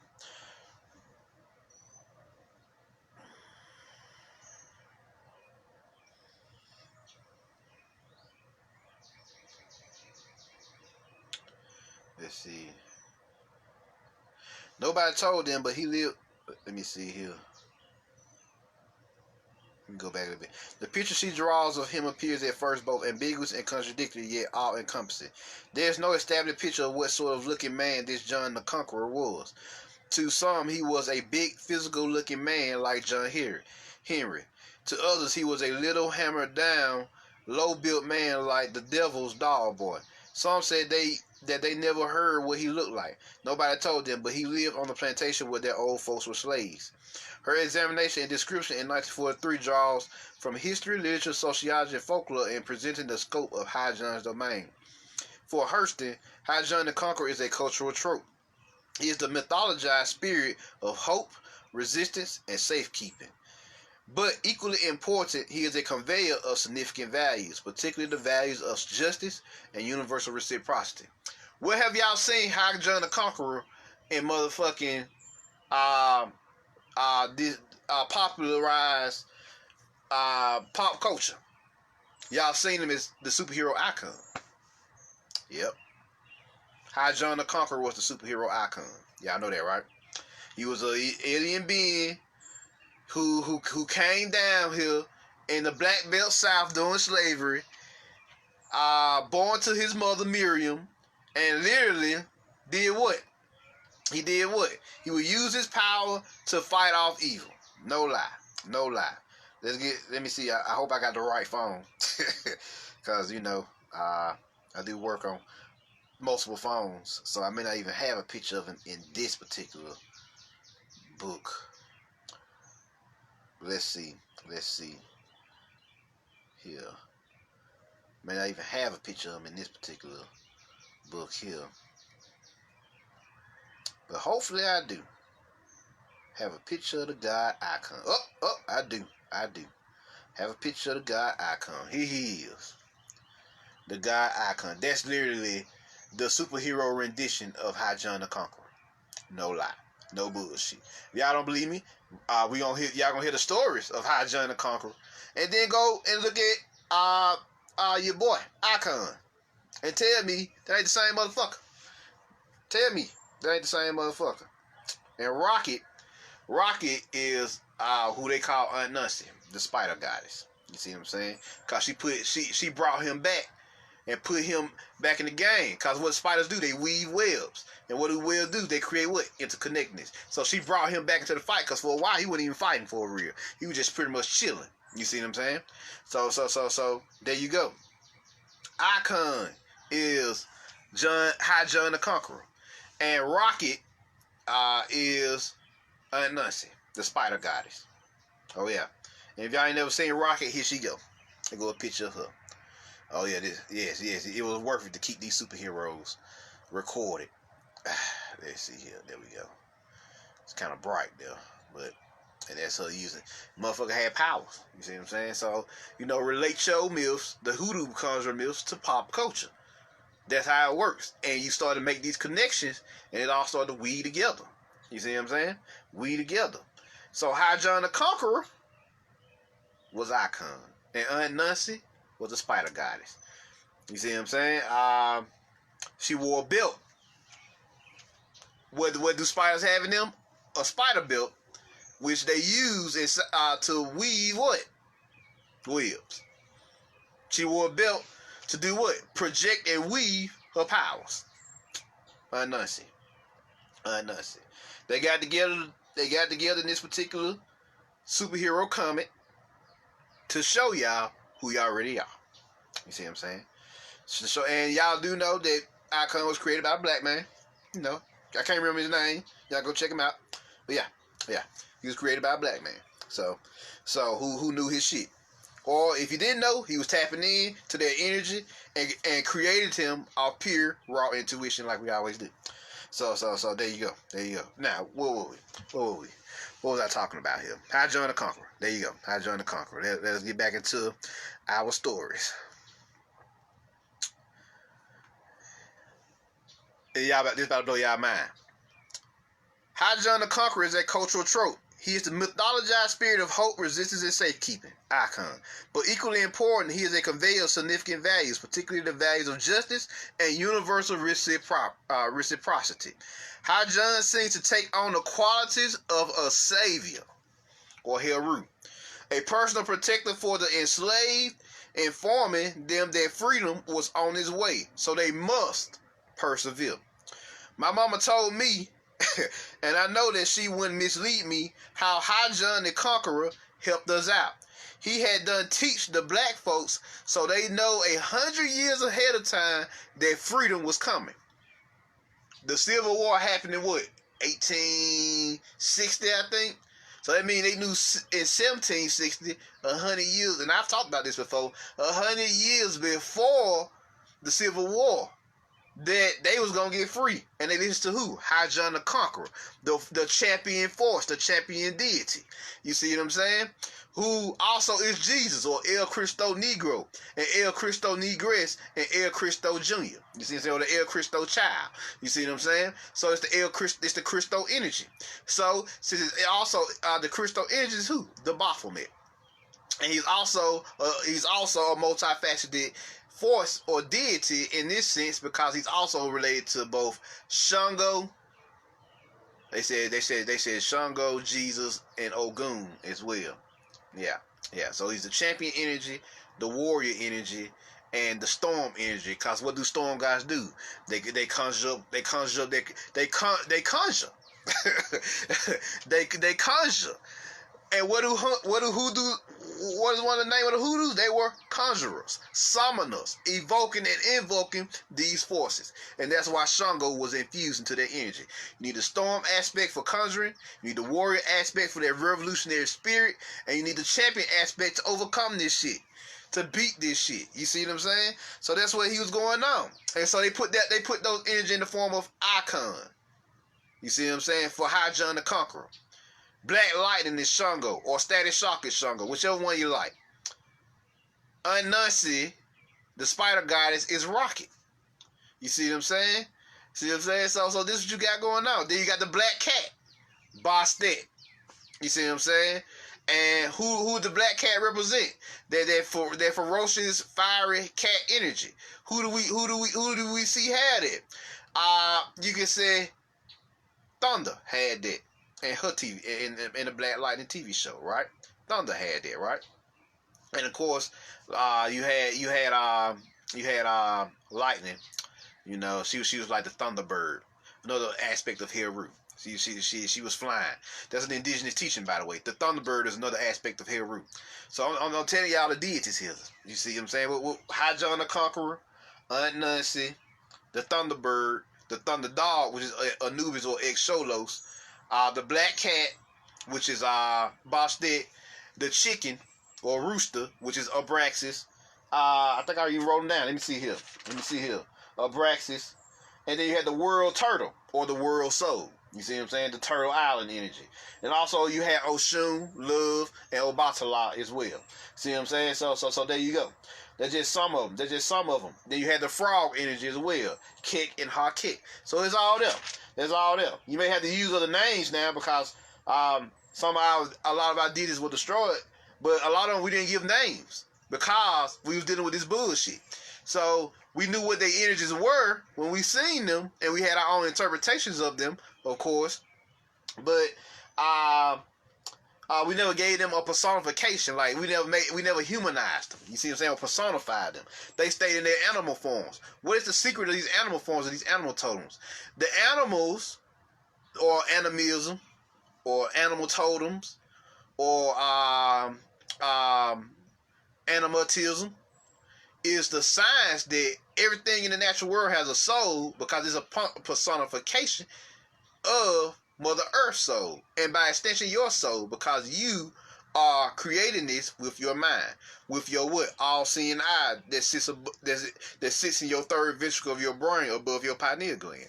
So you're projecting this realm with your mind. You see what I'm saying?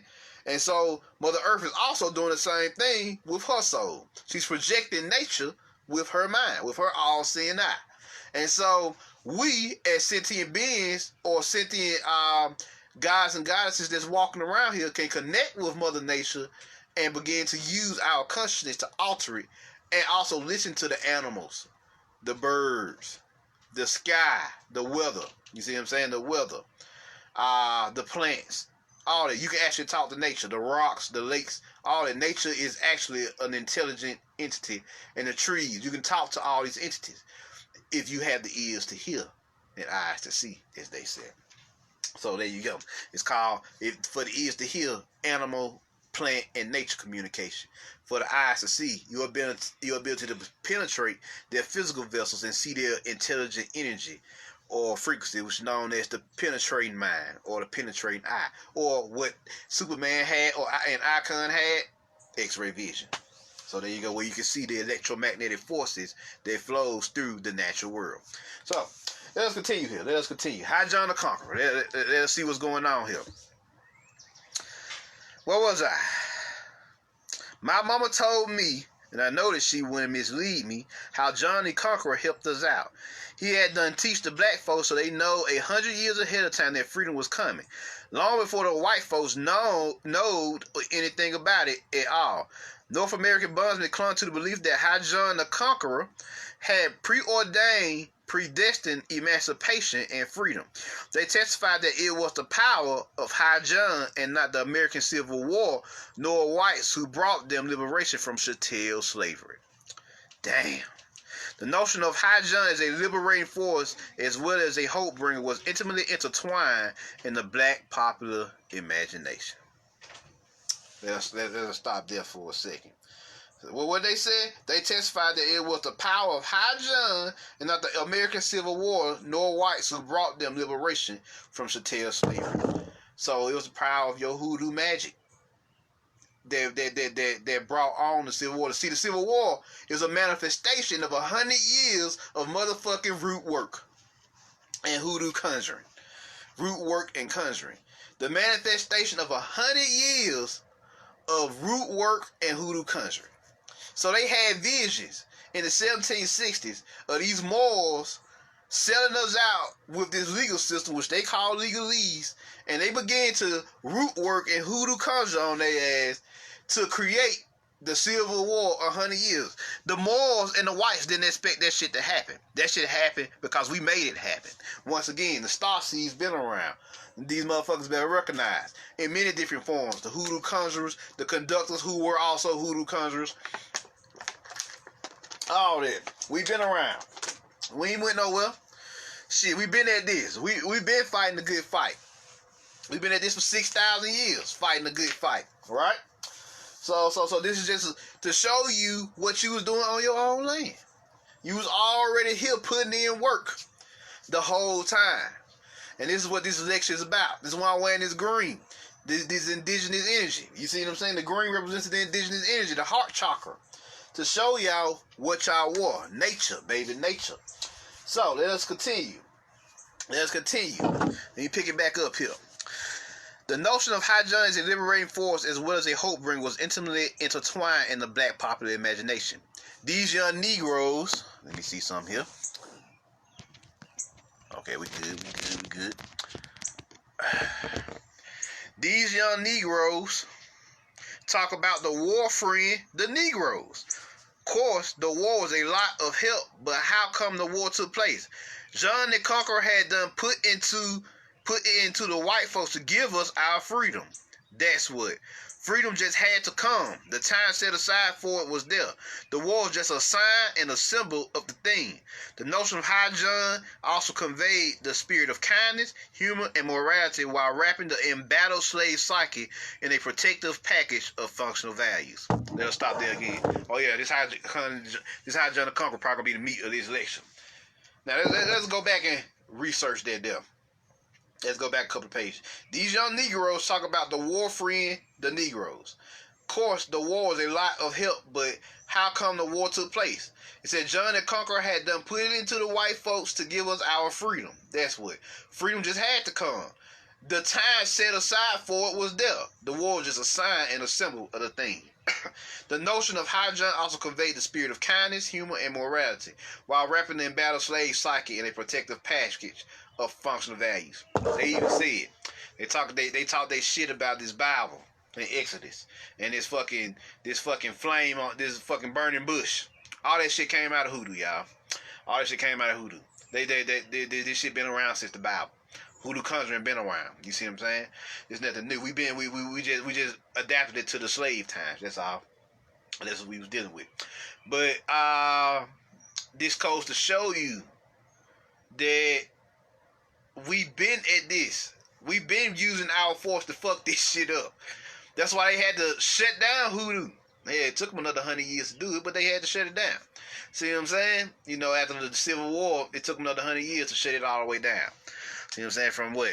1865 to 1965. Well, I get to the 70s because that generation still live, you know. But they weren't fucking with Hoodoo, you know. It sparked the revolution again in the 1960s one more time. So a little like, but they weren't fucking with Hoodoo like that. They weren't fucking with Hoodoo. So you've been at this. Using your force, High John the Conqueror. Also, guess who else High John the Conqueror is? The Baphomet. Yep. Why the Baphomet down there in 5 Points South? You see what I'm saying? Teaching frogs and animals. Y'all know that that's how the ring shot was set up. The Hoodoo conjurer would sit down in front of the people who were the frogs, the animals, the students and whatever, and they would teach them stories, root work, lessons, and they would be in control of the ring shout ceremonies.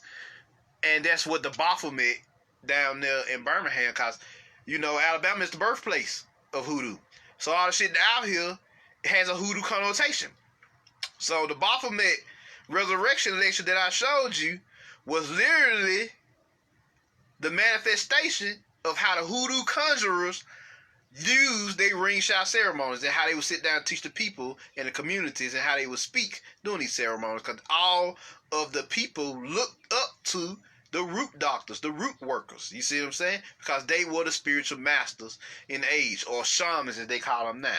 But we were called conjurers and root doctors and root workers at this time. You see what I'm saying? We were Hoodoo conjurers at this time. So this is what you got going on here. This is what you got going on. So he was also the Baphomet as well, the living occult Christos. So there you go.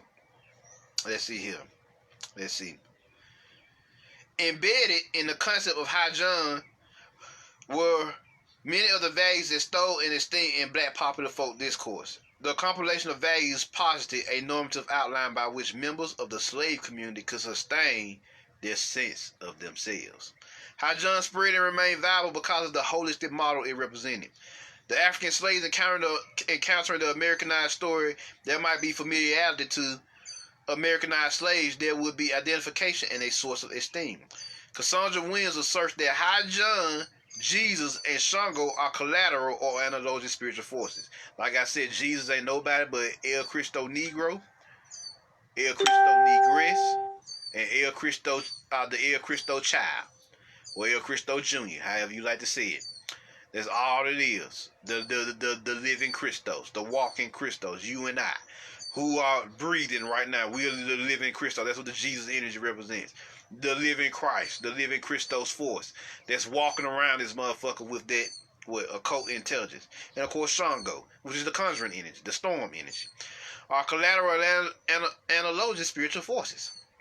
And we already just said that High John is the Baphomet, aka Icon, as well. So you know, High John was not merely a hope bringer. He also was an intermediary between man and God, a warrior martyr. Check this out. High John was not merely a hope bringer. He also was an intermediary between man and God, a warrior, martyr, dying for us, a soul savior, a sustainer, and a virtual saint of the old Hoodoo religion. Way over there where the sun rises a day ahead of time, they said, the heaven arms with love and laughter those it does not wish to see destroyed. Pay attention to that. Way over there where the sun rises a day ahead of time, the spiritual realm, or soul realm, they say that heaven arms with love and laughter those it does not wish to see destroyed. Peep game. So your crown, heaven, arms you with love and laughter if they don't want to see you destroyed, if you got work to do down here. He who carries in his heart He who carries his heart in his sword must perish. So if your sword has your heart in it, then you liable to die because it's outside of you. Number one, so anything that's outside of you is liable to get killed. So the sword should be in your heart. It's the other way around. The sword is in your heart. Ruthless compassion, as they call it. That's the energetic sword of the heart. The heart force is ruthless compassion. Yeah, I gotta fuck a motherfucker up. I'm not doing it out of hatred. I'm doing it because it needs to be done. You see what I'm saying? You see what I'm saying? Or as my boy Remedy would say, the hollow soul. The hollow warrior. You see what I'm saying? The balanced warrior. You see what I'm saying? Who balances both chaos and light and walks the middle path. You see what I'm saying? The middle path. So yeah. So they'll see here. So says the ultimate law.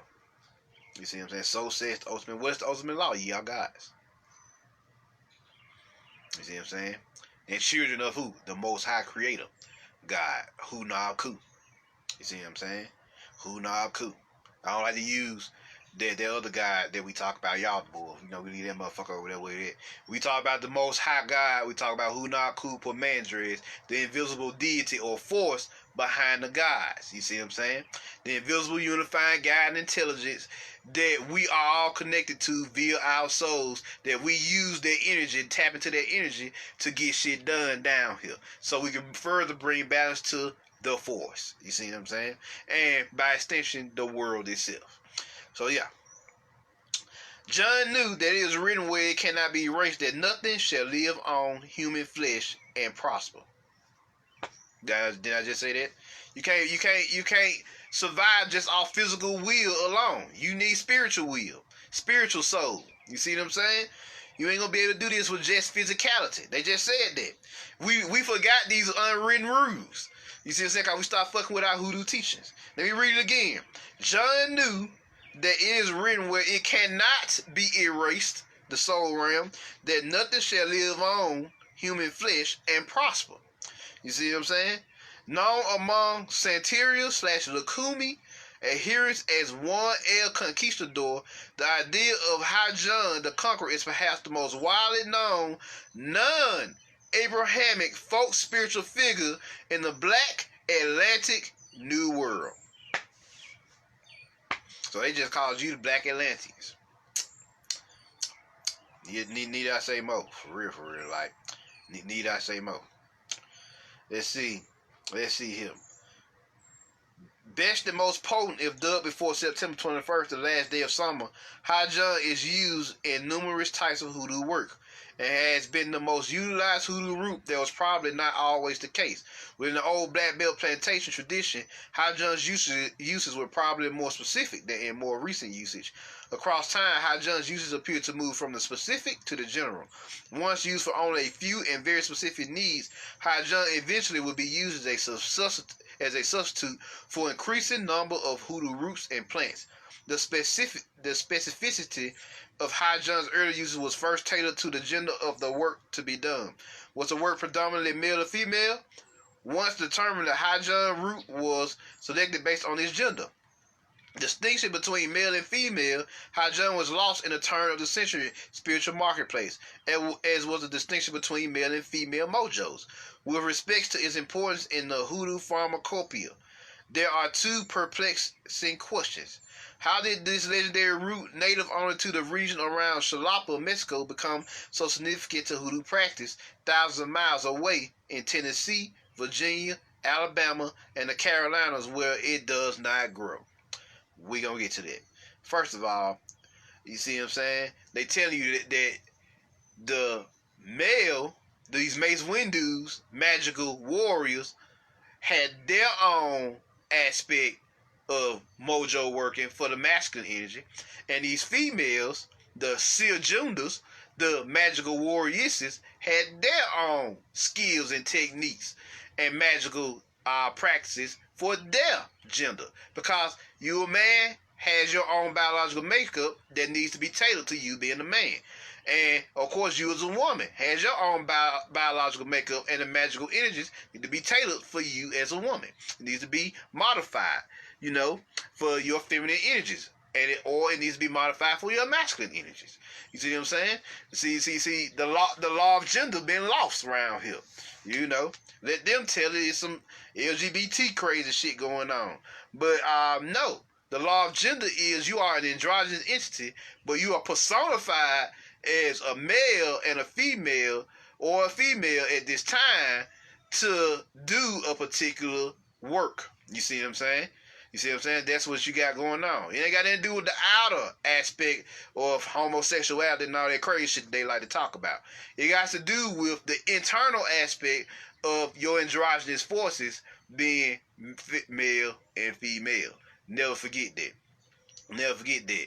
Homosexuality and all, lesbianism and all that may vanish one day. But the androgynous force that lives inside you is eternal. You see what I'm saying? So, it's better to focus on the internal androgynous energies inside of you than all this external bullshit that they got going on. This social sorcery that they got going on in our society these days. So, yeah, there you go. So, that's what the law of gender really is. Just curtailing and contorting and modifying the spiritual practice for what you're personified as, which is either a man or a woman. You see what I'm saying? Male or female. You see what I'm saying? A Mace Windu or a Seer Junda. If y'all don't know who Seer Junda is, she's a black woman Jedi. You see what I'm saying? in the Star Wars mythos. In the game, the Jedi Fallen Order. So if y'all want to know who she is, that's who I'm talking about. So, of course, I know y'all know who Mace Windu is. Let's see here. Let's continue. Call him back later. Let's see.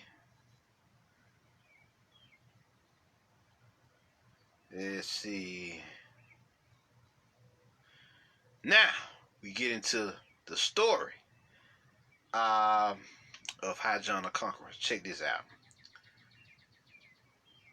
In the 1950s, when someone asked, who was High John the Conqueror? An elder will reply, High John was an African prince, the son of an African king who was kidnapped and sold into slavery. He was never to be a slave. He could not be broken by the slave breaker, and he disobeyed the slave master at every opportunity. He was a troublemaker for the white man. He ran away, stole food, destroyed property, and led a band of rebels in many slave rebellions. Finally, he was captured and publicly executed for all the slaves to witness. But before he died, he told the crowd of slaves looking on that before his spirit flew back to Africa, he would leave a bit of it in the root of a certain plant. That whenever they needed hope or whenever they wanted to rebel and needed a spirit of protection to help them to get their root, and they would have a bit of his spirit. Their root was known to nearly all black Americans as High John the Conqueror root. A very similar version of that story was recited to this author by her Yoruba religion godfather, Nigerian-initiated American Babalawo, from Georgia, where as a child growing up in the 1940s and 50s, he heard the same story retold. So there y'all go. Y'all want to know who he is. Let's see what we at 1500, right? Y'all want to know who he is, what he about. Now, let us get. Now, she tells how she heard the story. Growing up in Cleveland, Ohio in the 1950s and early 1960s, this author heard the High John story from the elders, those over 60 years old, most of whom were from central Alabama. These often lofty monologues of the elders were complemented by the nigger John. Nigger John. We keep telling y'all nigger means God, Nita, you see what I'm saying? Ashura, just some other names that we know. They're from other regions, it means God, Nita, Ashura, immortal, just a few other terms for y'all. Complemented by nigger John jokes and tales told mostly by the younger adults, those well below the age of 60. I would later come to realize that by the time I encountered these nigger John jokes, they were a thinly connected backwater tributary of the High John the Conqueror theme. You see what I'm saying? Let's see. Scholars have largely viewed the John story as a natural response to enslavement. In the character John, many have seen a trickster character familiar in the animal stories in which an underdog triumphs over a stronger, larger adversary. And these expanded, often bawdy, and humorous continuations of the High John the Conqueror legacy, Nigger John always got the best of the white folks. Among African Americans, he was almost always called Nigger John, rarely called just John. Pay attention, peep gang. Neater John. Nigger John is Neater John. You see what I'm saying? Rarely called just John. When he was referred to as simply John, it was often done with a twinkle in the eye, so that informed listeners knew that the term nigger was implied in the omission. You see what I'm saying? So they still implied the word nigger.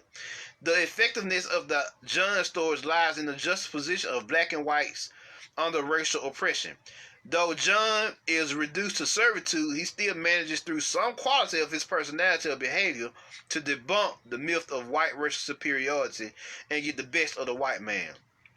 Though he is ostensibly a mere nigger, he is capable of outwitting members of the master race, thus challenging and undermining white superiority and challenging the white right to authority and control over black lives, thus restoring a significant principle of balance. Like I've been saying, we came here to bring balance to the force. Like the blues and African American dances, the John tales developed and grew by incremental repetition. As they grew, the very concept of John began to convey certain generic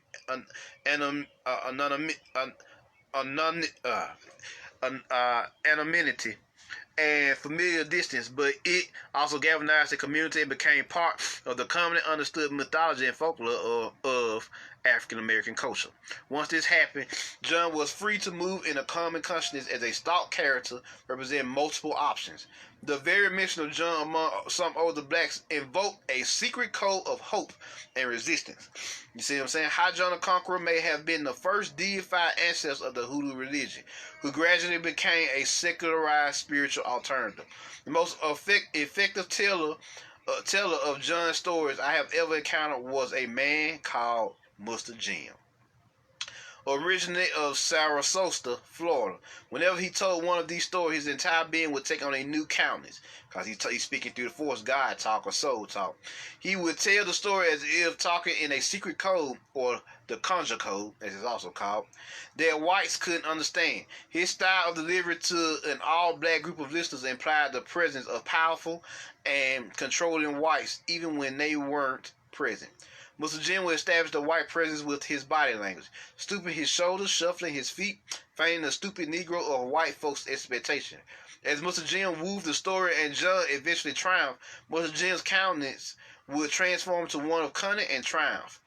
We spoke of real intellectual and practical superiority, defiance, and power. During the see how he used comedy to open up the gateway, and then he got more serious as the story gradually went on. During the telling of the story, Mr. Jim would punctuate significant moments with a half smile and winking eye, which signaled that John knew something that the white folks did not. And here go the tale. Mr. Jim's bawdy John's tale. What does bawdy mean? You know, it's just a common word for interesting or secular or spiritual. You know, just various urban terms to talk about this. You know, but let's continue here. Mr. Jim's bawdy John's tale.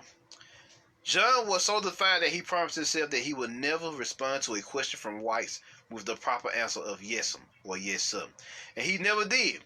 There was nothing that the white folks could do to make John say yes ma'am or yes sir. He just wouldn't do it. Whenever John was asked a question by white folks that would normally solicit a yes'm or a yes sir answer, John would answer affirmatively like this. If the white folks asked John, did you chop the wood? John would reply, stacked it too. John, did you water the horses? Groomed them too. John, did you weed the garden? Watered it too. John always avoided the deferential answer that the white folks wanted to hear. Well, the white folks decided they had enough of John's impudence, and they devised a plan to force John to answer appropriately. The 20-year-old unmarried daughter, Lisa Bell, was to hide in the shower naked and surprise John with a question that would force him to reply yes. So Lisa Bell went upstairs and hid behind the shower curtain, naked in the shower. She called out to John as he cleaned the bathroom. John, did you wash the dishes? John replied, dried them too. John, did you cut the hay? Bell did too. Finally, in total frustration, Lisa Bell threw back the curtain, revealing her naked white body to John as she stroked her breast. She demanded that John look at her as she asked him the final question. John, have you ever sucked a white woman's titty? John replied, pussy too. And with that reply, he left the bathroom. Through these and other stories, as well as in jokes, proverbs, and folktales, and African Americans' daily conversation, John, the generic Negro, resisted, outsmarted, and exacted justice on whites. In his fullest manifestation, John was an actor in more than John tales and jokes. He could become an example of esteemed behavior in almost any context. The notion of John celebrated African American ingenuity under adverse circumstances and can be applied to the daily encounters of the average black man. John represented all African American men. When Mr. Jim was confronted with the challenge, he would often ask with a smile, "Now, what would John do about that?" The significance of High John the Conqueror root in Hoodoo cannot be overstated. In the old Conjure tradition, High John roots were often tied around either the waist or other body parts. It was embedded into walking canes and constructed into necklaces, capable of being used in nearly every traditional Hoodoo ritual. High John has at least three namesakes. Running John, cut from piece of the High John vine and carried for good luck. Middle John, whose uses are more obscure of the three, are the most obscure of the three, and Low John, the Galandra root, used in courtroom ritual. Galandra root, a relative of the ginger plant, is the famous Chewing John. In his book 50 Years as a Law Country Witch Doctor, J.E. McTeer described Dr. Buzzard's root chewing presence in a 1930s Beaufort, South Carolina courtroom. At a term of the General Sessions Court, the doctor was very much in evidence, sitting among the spectators. He was busy chewing the root on the judge, the solicitor, the jury, and me, so that his clients would either be let loose or receive a life sentence. Another descriptively informative account of Dr. Buzzard's root chewing states, one of Robinson's best-paying clients was the one who employed him to chew the root on the judge, sheriff, and solicitors during criminal courts. Many times I have looked back into the courtroom and seen the purple sunglasses glaring at me. Stephanie chewed the root on me. The basic goal of root chewing was to render the evidence harmless and provide the best outcome for the accused. Dr. Buzzard couldn't lose no matter what the verdict read. Root chewing, once quite common, has all but vanished or been replaced by something else. So there y'all go. Let's see here. Let's see. We're dealing with High John the Conqueror.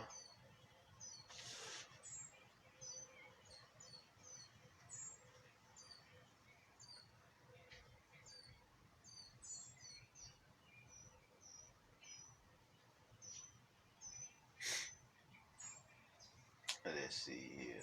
1549. We got one on 1738. So yeah, there y'all go. High John the Conqueror, y'all. Let's see here. Then they get into what was going on later on.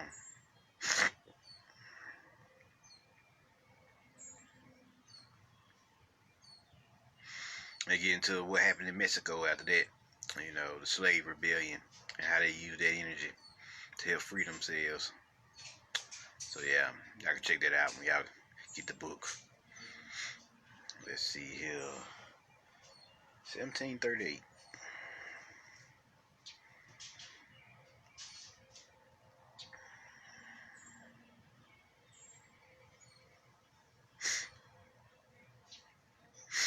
The legacy of High John the Conqueror. Though transformers continue today in African American Hoodoo practice and by those that keep the remaining fragments of the Hoodoo faith. The thousands of humble people who still believe in him do John reverence by getting the root of the plant in which he has taken up his secret dwelling and dress it with perfume. Peep game, ladies and men. Dress it with perfume and or cologne and keeping it on their person or in their houses in a secret place. It is there to help them overcome things they feel that they could not be otherwise. You will know then that no matter how bad things look, now it will be worse for those who seek to oppress us.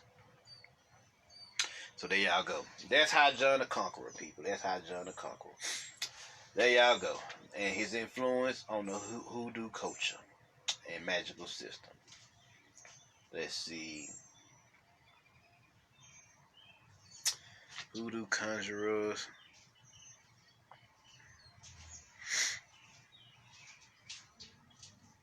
$10.60. Gotta read it already. Let's see.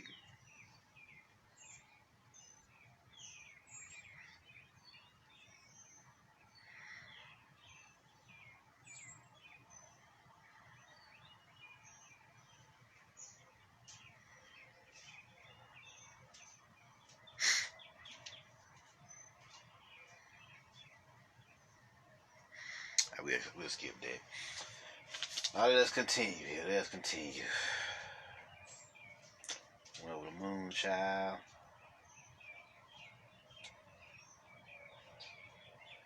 Pretty much talked about spirituality.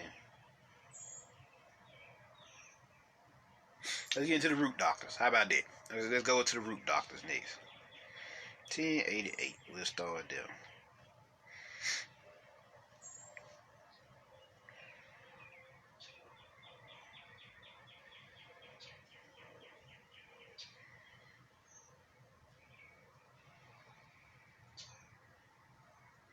Here we go.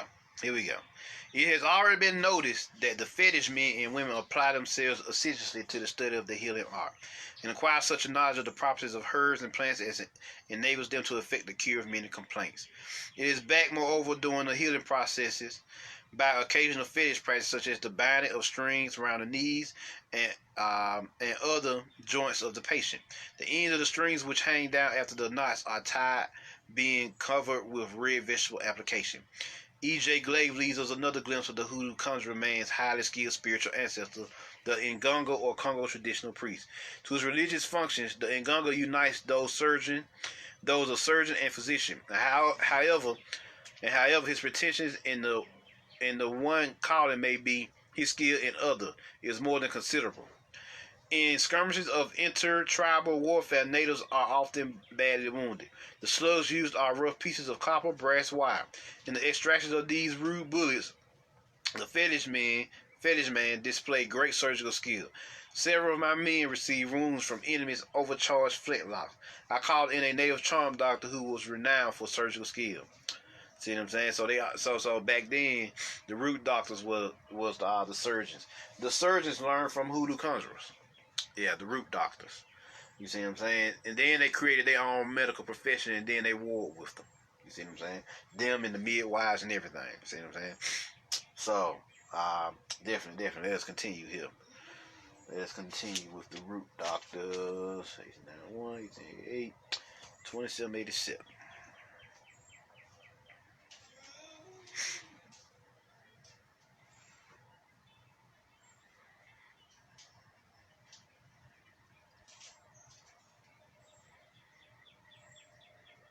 Healing the sick and raising the dead.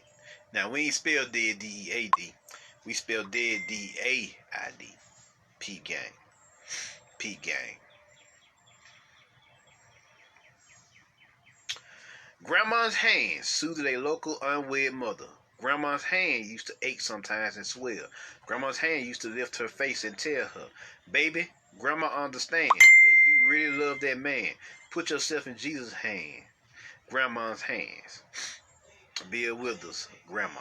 That's from his popular song. Healing the sick, raising the dead, hoodoo as healthcare root doctors. Let us begin. Midwives, treaters. The full dimensions of hoodoo have been overlooked.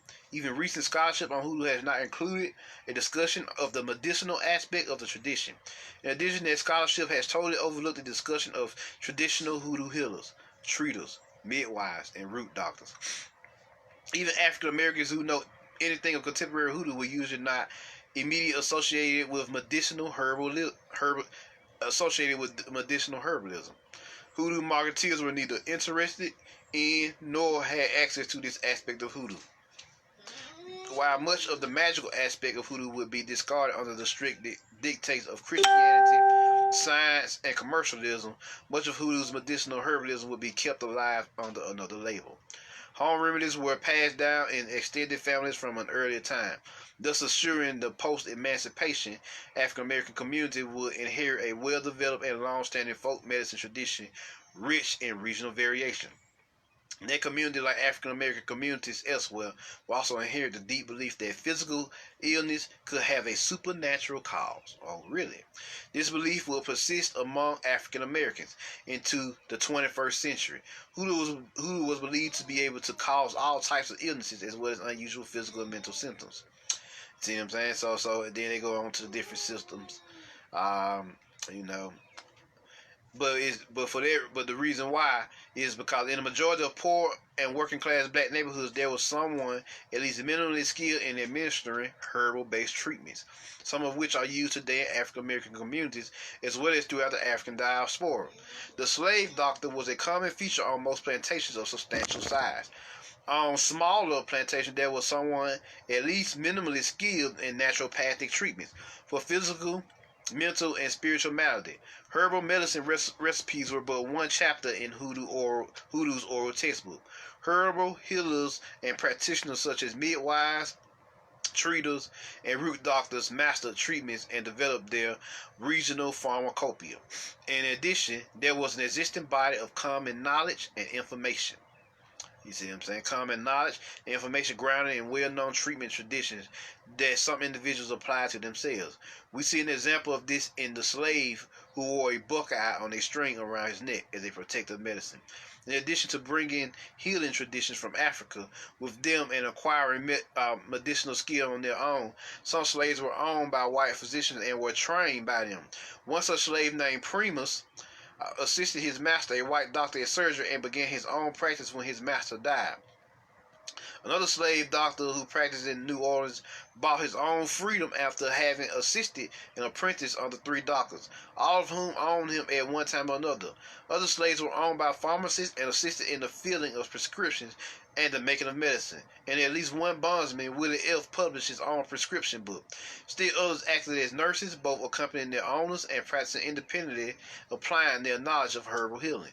Midwives were among those who had also had herbal medicinal knowledge. Like their plantation predecessors, most post-Reconstruction midwives harvested their own herbs rather than purchased them.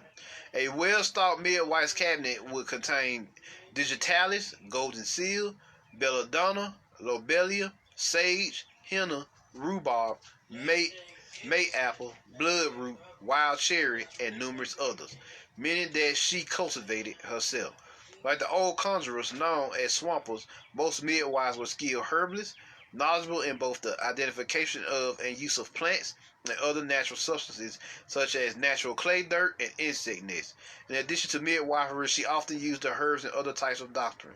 Sometimes known as a medicine woman and skilled in herbal treatment, the doctor, midwife specialized in roots related to matters of romance and of the heart. She knew which roots, herbs, substances, prayers, and rituals would get a husband, restore nature, and help the childless to conceive. The midwife tradition among enslaved plantation women emerged out of necessity and fulfilled a need in both the slave quarter and the freedmen communities. These women would also be called on to deliver white babies. This aspect of the Hoodoo tradition would be handed down to the next generation through community apprenticeships by practicing midwives. Researcher Holly F. Matthews reveals most midwives learn their trade through long apprenticeships. To older, established midwives, usually their kinswomen. The apprentice girl will accompany her mentor on visits to pregnant women, sew and clean for them, and stay with them after their babies were born. After years of attending births and after having their own first child, the apprentice could begin to assist at deliveries and eventually answer night calls for the senior midwife. When the senior midwife decided to retire, she would officially hand over her practice and patience to her chosen successor. In this way, the traditions of midwifery were passed from generation to generation, and continuity in belief and practice were maintained. African women who were transported to the New World as captives would have been aware of traditional African birthing practices, and many probably had given birth. Some undoubtedly were traditional birth attendants in their homeland. The African American midwife in some instances was also a competent treater of ailments and possessed skills in aspects of conjure related to love, marriage, and family. As an essential part of a cooperative hoodoo network that included conjurers, root doctors, apothecary workers, hospital workers, grave diggers, morticians, and other midwives, she frequently had contact with conjurers and other types of root doctors. In her close contact with conjurers, the midwife was the only direct supply line through which conjurers could obtain umbilical cords, cauls, or other supplies associated with birth. Even midwives who worked with white physicians would secretly steal cauls and sell them to conjure doctors. Frequently, the midwife was also a conjurer, and she could use any cauls, umbilical cords, or placentas that she could obtain. And then they go on to descriptions. Describing one such midwife conjurer, Author F. Roy Johnson describes Aunt Jo. Aunt Josephine Minton, 1873-1927. So these people were real. They have actual birth dates and birth deaths. Of the Diamond Bridge area on the Nottoway River, a short distance in Virginia from Como, began to collaborate with her first cousin Jim Jordan. She was recognized as a good midwife, herb doctor, and conjure woman. Believed by some to have been a midwife, New Orleans voodoo legend Marie Laveau appears to have accompanied midwives who attended births. Claiming to have known Laveau, ex-slave N.H. Hobley had this coming. Now that is all over, here are some practices of Marie Laveau. She stood in with midwives, and as there was no law then requiring birth records, she obtained the bodies of babies soon after they were born. They were then dried out by being treated in some way, left to hang up a chimney, and smoked until they were so black you couldn't tell whether they were born white or colored, and so shriveled as to be unrecognizable. You would not know they were human. These she used in her ceremonies. She had a cabinet maker make neat little boxes out of cedar, and in each one she put one of these mummies or skeletons. They were then bought by rich men who put them in their safes to ward off evil spirits. Whether the idea that Marie Laveau was a midwife was mythical or not, the association of midwifery with conjure was firm. Now, let me take a time out. We're going to talk about Marie Laveau for a second. You know, we're gonna go talk about the Voodoo Queen for a second. You see what I'm saying? There she go. There she go. Can y'all see her? I need to back it back a little bit for a second, so y'all can see the Voodoo Queen. There she is. Put it on screen. Yes, sir. Yes, sir. Now, we'll put that there. Now, I've been in contact with Marie Laveau lately, of course. We've been talking. And we're going to clear up some things about her. Number one, before I got a spell for y'all for Marie Laveau that we're going to talk about in just a second. Let's go over some of the things, you know, that we need to clear up. Because, you know, these motherfuckers here. You know, you listen to a lot of things about Marie Laveau, and you hear a story, and they tell you that she was a, let's do it with skin color first. They said she had a golden tone with long braids and hair, her and her mother. And somehow, a lot of these white boys is associated that with white. How do you associate a gold skin tone with white? No, she was light-skinned. Yellow, red bone. You see what I'm saying? She was light-skinned, sexy red lips, long braided hair. You know, she usually covered it with this red scarf, you know. Angela Bassett played her in American Horror Story, and that was a great rendition of her. You see what I'm saying? So she looked more like this in her physical life. You see what I'm saying? Marie Laveau. Let me bring that in a little bit so y'all can see it. So she looked more like this in her physical life. Sexy motherfucker, ain't she? Anyway, now, when she come to me, she dark-skinned. Because she in her higher self. Now, let me tell you what's going on here. You could be born with a light-skinned physical vessel, but have the blackest soul. So your higher self is dark-skinned. Or you could be born with a dark-skinned vessel and have a light-skinned soul. So you have a golden yellow complexion, your higher self. You know that's actually a science. You may be light skinned, you may have a light body, but you have a black soul, or you may have a black body but have a light soul. You see what I'm saying? So a golden soul. You see what I'm saying? So that's actually a science. You see what I'm saying? Cause you may have the blackest soul like myself, but you may need the lessons of being light skinned or brown skin or caramel in this life. So you was born, because I was born actually way lighter than this. I was pretty much red bone, but due to athletics, my skin complexion got darker and browner. See what I'm saying? So she comes to me in her dark skin complexion, which is what she really looks like in the magical realms. You see what I'm saying? The soul realms, the primordial. This is what she looks like when she comes to me now. Yeah, dark skin. Yeah. Marie Laveau. This is what she looked like in her high self. Boom. But when she incarnated, she was light skinned, because she had to learn the lessons of a light skinned sister. You see what I'm saying? At that time. Another picture of that I really, really like. You see what I'm saying? And this is almost like what she wear when she come to me. This is pretty much damn near a precise rendition of what she wear when she come to me. Except the dress is green. It's like a dark green. And she still have on a white shirt. And she have on her a red scarf. She always wear that red scarf. You see what I'm saying? And she literally wear those red beads that she got on her neck right here. You see what I'm saying? Right here. And she got a serpent around her neck, of course, Kundalini, you know, and she got chicken feet, Abraxas, of course. She got a chicken foot around her neck, Abraxas, that Abraxian energy. See what I'm saying? So she came to me to give y'all this spell, you know, for my lady. This for the black guys. Remember, I told y'all my Dragonagi secret lectures way back when that the black goddess teachers were snatched from the black god teachers during the rise of Islam at that time. And so the goddesses did not get their lessons or their teachings like they were supposed to. So I gave y'all half of it with Queen Amenorines and the Eastern energies. You see what I'm saying? The Eastern energies. We're gonna bring that up a little bit. And the Eastern energies. That lineage there, them Kandakis, the warrior Kandakis, the ancient Egyptian goddess, the warrior queens, the warrior Nubian queens, the Nubian queens, the ancient Asian Sambo immortal goddesses, the ancient Grimaldi goddesses, so on and so forth. She was the spokesperson for that energy.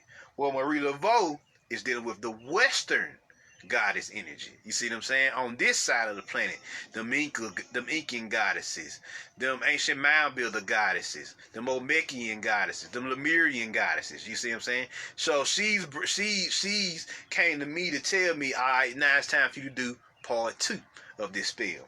So let me give it to y'all. Ladies. Marie Laveau spell. Here we go. I, Marie Laveau, am here to grant you all the feminine powers of the Western Hemisphere. My American black women.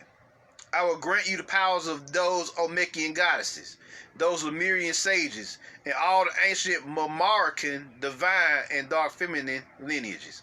Some call my legendary daughters of the sun. So come, my legendary daughters of the sun. Come reclaim your rightful ancient ancestry. Sincerely, the Voodoo Queen. Let me read that again. I, Marie Laveau, am here to grant you all the feminine powers of the Western Hemisphere, my American black women, and black women in general.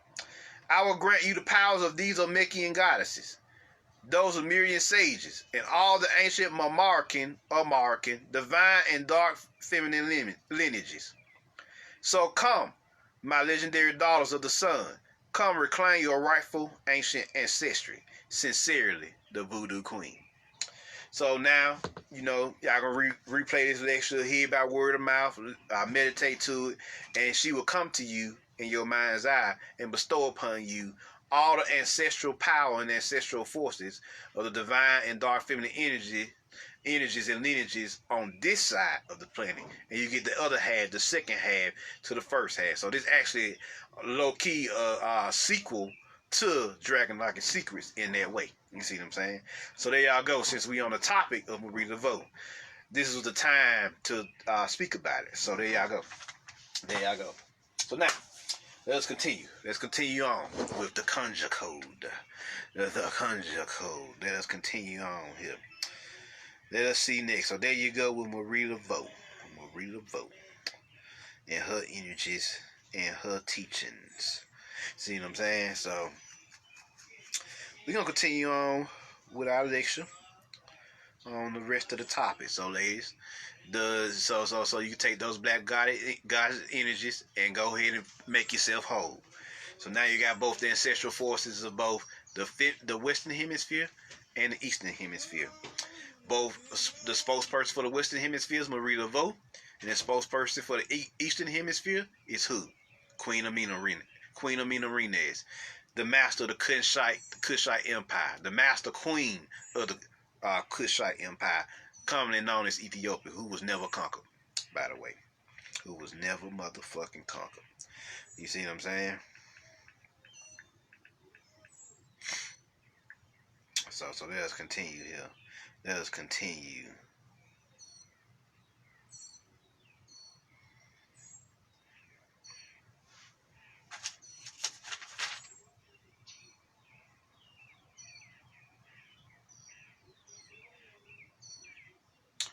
So here we go. Back to the midwifery. Claiming to be a midwife and using the title imparted a level of legitimacy to women root workers and female hoodoos. Numerous conjure women used the title and probably attended births, but their primary function was not in the area of delivering babies. In 46 counties in Alabama in 1925, most of the women claiming to be midwives attended no more than one delivery in 6 months, and 28% of the known midwives reported attending no births. In that year, by comparison, 26% of the non-midwives in the 46 counties attended 70% of the births. Why did so many women claim to be midwives when in fact they were not attending births or delivering babies? The title midwife imparted not only legitimacy but also community status, as well as a degree of legal protection under which a conjure woman could safely operate. Now let's get into the granny midwives, the grandma, the crone energy, as they said. Granny midwives. Also known as granny midwives, these women were significant facilitators in both the spiritual and physical aspects of birth. Through prayer, incantation, potions, amulets, sacred objects, procedures, and rituals, they treated and safeguarded the birthing woman's heightened spiritual vulnerability. The midwife's bag contained materials from the old tradition that she clandestinely used even after state regulation of midwife practices forbade it. Some midwives even created 2 bags, one for state inspection and one for traditional ritual use. So she had a fucking, what's the word? That's the rope-a-dope. She had a fake bag and she had an actual bag. And she would get a fake bag to the policemen when they checked. You see what I'm saying? And she would keep the secret bag hidden on her somewhere. When a midwife's conjure skin spiritual beliefs were well developed, she could engage in minimum ritual, something as simple as driving 3 brand new nails into the threshold of the house to distract malevolent spirits that might interfere with the birthing process. These nails serve also to warn bad spirits of the midwife's spiritual strength and power. In cases of premature infant death or death shortly after birth, the bereaved mother was given ritual instructions by the midwife to protect against death, claiming another of her infants. This is reminiscent of certain practices among traditional West and Central Africans. Let's see. I'll focus mainly on hoodoo here. They got the urban aspect too. But we're going to focus mainly on hoodoo. African American midwife was a place where hoodoo ritual related to birth and sometimes death was fully functioning and inadvertently preserving and safeguarding what would otherwise soon become a moribund tradition. The midwife, even more so than the conjurer, root doctor, or treater, stood in a doorway separating life and death, natural and supernatural, spiritual and physical worlds. Her methods were frequently part conjure ritual, part herbal tradition, and part folk medicine. Like the conjurer, root doctor, treater, and preacher, the midwife was often called into service through supernatural occurrence, such as a recurring dream or a vision. So y'all would just see this in your minds as a vision or have a dream about it, and it's time to go to work. Describing a two-part vision that called her to her work as a midwife, Aunt Quintilla, an African-American Virginia midwife, recalls. Then I had another call. I was washing the clothes on the back porch, this that slang, and the suds piled up like the clouds in the sky. All in a minute, I seen a bright light and a hand come right up out in the suds, holding a fiery sword, and a voice says, "Quintilla, why ain't you obeyed the call?" Damn. Let me read that again.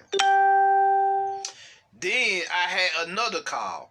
I was washing the clothes on the back porch, and the suds piled up like the clouds in the sky. All in a minute, I seen a bright light and a hand come right up out the suds, holding a fiery sword, and a voice says, "Quintilla, why ain't you obeyed the call?" As with many Hoodoo practitioners and believers, the midwife was usually well connected, often prominent in several roles in the widespread network of her church community. So you had the gift. No, don't let them tell them. Don't let them tell you otherwise. Which frequently provided her with client referrals. Often she was a church official, such as a deaconess or church mother, and it was there that she was important in the movement of Hoodoo into Black American church ritual that used aspects of the Bible, especially the Psalms, in replacing lost African prayers and incantations. An example of the Psalms used for healing and restoring ill health can be found in Psalms 42 and 43. A major player in the Hoodoo community, she was both a carrier of tradition and a significant elder with the power to label and sanction behaviors. Within her community, she was sought as a counselor, advisor, mediator, assistant, and visionary. Her counsel was considered expert in advising women on cultural knowledge of men. She was keeper of ritual and procedures that will allow a woman some degree of control over her husband's fidelity, loyalty, and devoted love. She knew the awesome legacy of the power of menstrual blood, perspiration, and urine, and she knew how to direct and use them with the maximum efficacy or efficiency or effectiveness. With a good supply of cauls, umbilical cords, and placentas available to her, she primarily controlled love charms and rituals related to conception and female sexual potency. She advised, soothed, counseled, and supported women, particularly in their role as mothers and wives, and she controlled the tide of the dreaded nature sack. And that's his own thing, And they tried to fucking manipulate that. But I'll let y'all see what that's about later. Nature. Nature, Nature. How they spell it properly. But how we spell it in slang is nature. Naitcha. Nature. Naitcha. The nature bad. Let's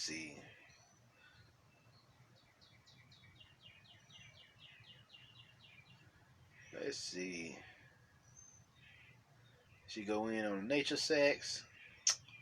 So I can read that yourself if you want to. You get the book. I ain't gonna.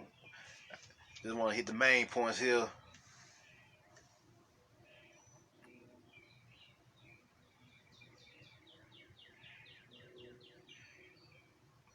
Alright, check this out.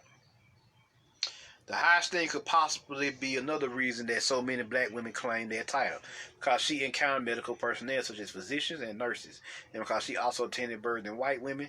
The black midwife sometimes stood between two racial worlds, one black, one white, and forced a link by forcing open a door in mainstream society unknown to many African Americans of the period. So y'all was just walking around this motherfucker doing your thing. See what I'm saying? Let's see. Describing one such midwife conjurewoman, Aunt Molly Kirby, who attended white women and was allowed into areas off limits to most African Americans, and informant tells us, "We didn't have a big time harvest. People got their own herds from the field or the store. There was Aunt Molly Kirby. They called her a great big black woman. She made herb medicines and hoodoos. Lots of men went to her when they had social diseases. She was also a midwife, delivered a world of babies, she go out on the mountain and deliver babies. They didn't allow colored people out there much, but they allowed her.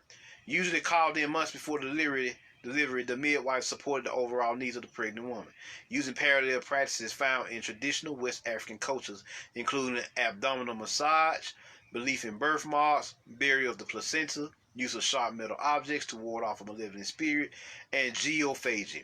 If the midwife suspected the possibility of miscarriage, she took a particular course of action. In an interview, Granny Ya, an 86-year-old treater and former midwife, explains, I put a red rag around them if I think they gonna miscarry. And it hold the baby there, because the red is the root chakra, right? So it manifests them. When a child got asthma or got Atachi, overgrown liver, I put the cloth back on. She used red strips of cloth for women of childbearing age. In her role as midwife and healer, the granny was the guardian of one aspect of the Hoodoo tradition. Her ceremonies, rituals, and practices involved a holistic approach to treatment and support. In the absence of twilight sleep and pain deadening epidurals, the granny depended on the power of self-hypnosis and suggestion framed by ritual practice, as she placed a sharpened axe under the laboring woman's bed in the belief that the axe would cut the pain. Oh yeah, they don't tell y'all about none of this shit. So there's actually skills to fucking cut the pain. I think they give y'all medicine now, but yeah, at that time they used the axe. You know, the indigenous energy, that sacred energy there. What's up, Dorothy? The sacred energy there to cut the pain. To time the birth, she used her own natural timing device, a dry fern with tightly curled fronds, known in contemporary botanicals as either Rose of Jericho or resurrection plant. An informant tells us, when she arrived at the bedside of a labor patient, she put the dry plant into a bowl of water, lighted her pipe, sat down, and watched the fronds unfold. They gave her full information about the child's progress on its journey into this world. If the leaves caught on one another or opened unevenly, she feared trouble and resorted to action. The value of this charm was far famed, and because of it, she had a large and respectful clientele. So they telling y'all, like, y'all wonder why they worked to shut this shit down. They had their own rituals, techniques, skills, and they were highly knowledgeable. Don't let these motherfuckers fool you. You are not dumb people. In no regards, you are highly spiritual, advanced people, but you don't know that because they made sure to keep hoodoo away from you, the hoodoo knowledge or hoodoo teachers away from you, because they know that was made right here and that's your birthright.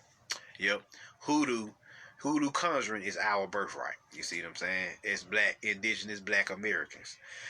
The Hoodoo-informed birthing ritual was both simple and elaborate and included the donning of ritual clothing. Usually by the birthing mother, the items included ceremonial necklaces from either herbs, bones, animal teeth, or other items and ritual clothing. Usually one of the husbands sent scent-laden, well-worn, and unwashed shirts or a hat. The midwife controlled the sacred burden of flame built in the hearth. This flame was used to convert and mark the fireplace as a temporary sacred altar with ritual care procedures. These procedures dictated how long the flame should burn, as well as when and how the ashes were used and disposed of. African American midwives developed and maintained a body of evolving spiritual knowledge and information about the use of plants and other substances as they responded to the changing needs of their clientele. They collected and tested numerous folk remedies and rituals among them. Remedies for diminishing childbirth pain, for avoiding birthmarks, and for treating abnormal conditions in both the infant and mother. Their knowledge and experience enabled them to establish and control the psychosocial atmosphere in the birthing chamber. The midwife engaged in behaviors and practices expected by the birthing mother. She also was the essential link between the birthing mother and the wider community. In the cultural context of birthing, she helped reinforce expectations and fulfill them by moving the mother through the ritualized stages of birth. While performing the necessary tasks such as cutting the umbilical cord, the midwife would obtain the placenta. This she used as a divination instrument. The midwife will read the knots in the placenta to predict the number of children a woman would bear, describing the procedure as performed by Miss Katie. A local midwife, Cornelia Bailey, tells us. Let me take a swig here.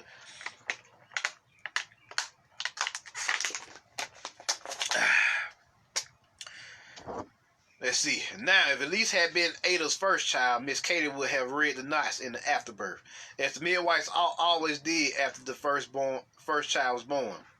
By that, I mean she would have counted the knots when the first child came and predicted how many more kids you would have. Miss Katie would read those knots, and lots of times she said, "Oh Lord, plenty of knots in this one. You're gonna have plenty of children." Cheering. The midwife was also directly responsible for ensuring a proper and secure burial for the placenta. As with the conjurer's demeanor was an essential component in the midwife's success. She needed to move with the quiet authority of supernatural power, conveying confidence and spiritual support to the birthing mother. Most midwives were regarded as spiritually well developed as they used prayers and incantations to pull down supernatural power in supporting the birthing process and the midwife's work. The midwife was also the essential person involved in postpartum care. As with the birth, certain postpartum rituals, procedures were followed and brought into play. One researcher tells us. Now, they have created postpartum depression. But since how they kicked out the midwife, who deals with the rituals to help women heal from postpartum depression, women still walk around with postpartum depression for way longer periods than what they're supposed to. See what I'm saying? After they give birth. Check out what this said.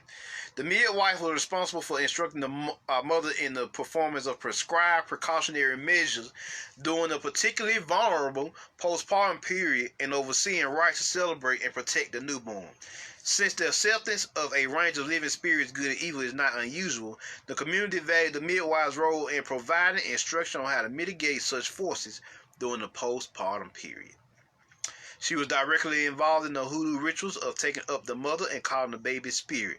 Frequently on the 9th day after birth, the mother was both helped to her feet by the midwife and slowly walked counterclockwise the circular direction of the sacred ring shout around the house. Then she was given a thimble of water to drink when she returned indoors. The midwife also took the newborn and walked the sacred counterclockwise circle around the house, speaking to the infant and calling his name. In some places like central Alabama, the mother took up the infant and circled the house either 3, 7, or 9 days after birth, and she consumed the thimble of water.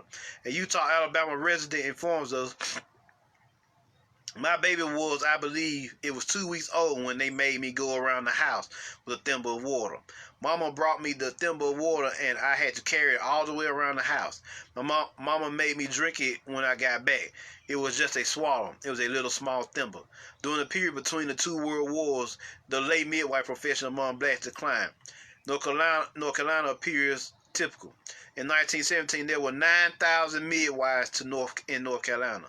8 years later, in 1925, North Carolina led the nation with 6,500 practicing midwives, who delivered 1/3 of all babies born a year.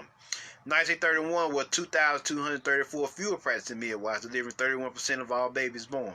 By 1940, the percentage of midwives as sister births declined to 24.6%, and by 1950, only 10.9% of all births in North Carolina were midwife assisted. The number of practicing registered midwives declined concomitantly to only 915 by 1950. Similar patterns of decline can be observed in all the Black Belt areas, especially Mississippi, Alabama, South Carolina, Virginia, and Georgia. Let's see why. The rapid decline in black midwife resulted in part from protracted attacks by the medical profession and its promotion of the new medical specialty of obstetrics and gynecology. Describing the process in North Carolina, Harley F. Matthews states, "War was declared on the granny midwife by the General Assembly of the state in 1912 with the passage of a law granting any county board of health the power to license and control midwives. But it was not until 1917 that Rocky Mount, North Carolina began to enforce a local law that required that midwives pass an examination. The attack further included berating the midwife and distorting the contrast between midwives and doctors. A massive propaganda campaign was waged that used racist stereotypes and images to support its arguments. Midwives were by no means the only type of hoodoo healthcare provider available to the black community. Other types of hoodoo healthcare personnel included treaters. Treaters were a type of healer, either male or female, who used herbs, roots, prayers, rituals, amulets, and incantations to effect a positive change in a person's malady. Contemporary treaters are the direct descendants of the old plantation conjurer doctors, though all of them, when confronted with the label hoodoo, conjure, or even root work, deny any relative relationship whatsoever. You see what I'm saying? So there you go.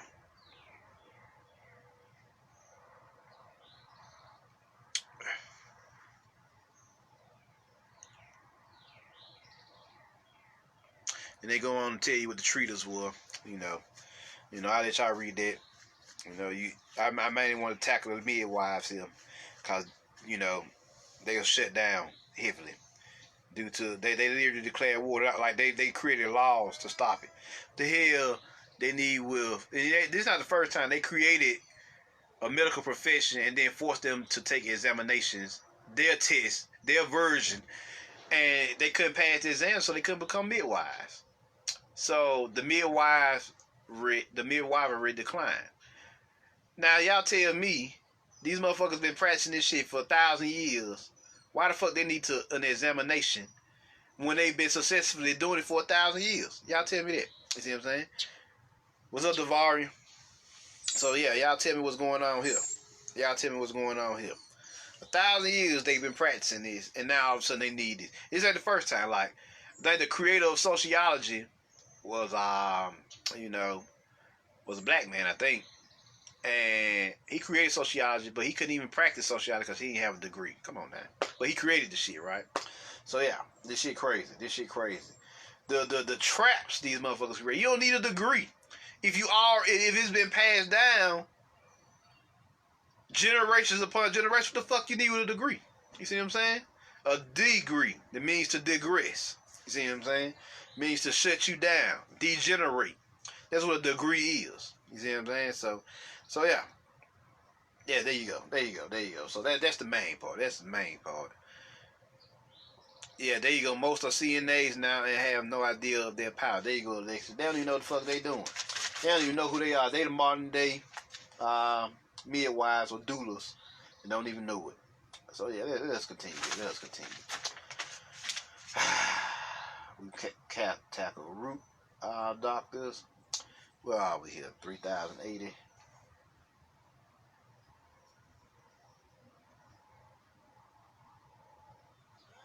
Talked about shouting. Talked about conjuration. Let's see what we got left here. Protective amulets and charms. Yeah, let's talk about that. Then we'll talk about slave rebellions and what they could do with hoodoo. I always like to tell you what your people could do with these powers. You see what I'm saying? Also. So those will be the last 3 segments, and I pretty much wrap this up. How much battery life I got? 45%. Alright. We won't make this the protective amulets too long. Let's go over here. 1368. I definitely want to get into the slave rebellions, and definitely want to tell you what you could do with this power. Definitely want to get those too. See what I'm saying? I may talk about the black church. I may not talk about the black church. But I already mentioned it. It was the black church. Well, originally was Hoodoo Christianity, and they melded Hoodoo teachers into the black church, and then they phased out Hoodoo later on after the Second World War, and then they just replaced it with Christianity. The pastor is the modern day root doctor. And since they phased out Hoodoos, the black church now in the modern world, and that's why it's so hard to lead the black church, because it's hoodoo spells. It's one big hoodoo spell designed to regenerate you, but it's reversed energy now, or perverted energy, because they don't have none of the true hoodoo rituals in there. You see what I'm saying? They don't have none of the true hoodoo rituals, so it's perverted hoodoo energy. But that's why it's so hard to lead the church. You see what I'm saying? Because it was originally hoodoo Christianity. That's what the black church was. But now these stinking ass preachers, these boule motherfuckers, these boule preachers, these cabal preachers, work their asses off, and they tell in the book, work their asses off to shut down the hoodoo energy and usurp it with Christian teachings. So you can worship this false god known as Yahweh, or who we know today as Yaldabaoth, the demiurge. They work their asses off to shut you down. These motherfuckers here, boy, I tell you, they treacherous. And kill off as much of hoodoo as possible. So protective amulets, what was that? 1368. Yeah, 1368. Let me see here. Can I speed it up a little bit?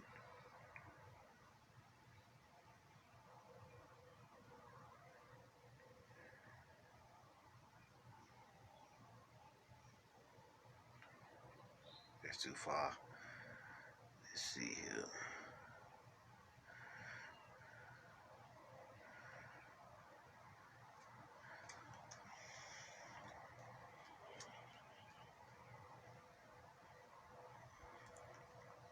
1368. Here we go. Ah, yes. Frederick Douglass. Let's see what I said I was going to do next. Protective amulets and charms. That's right. Let's see here.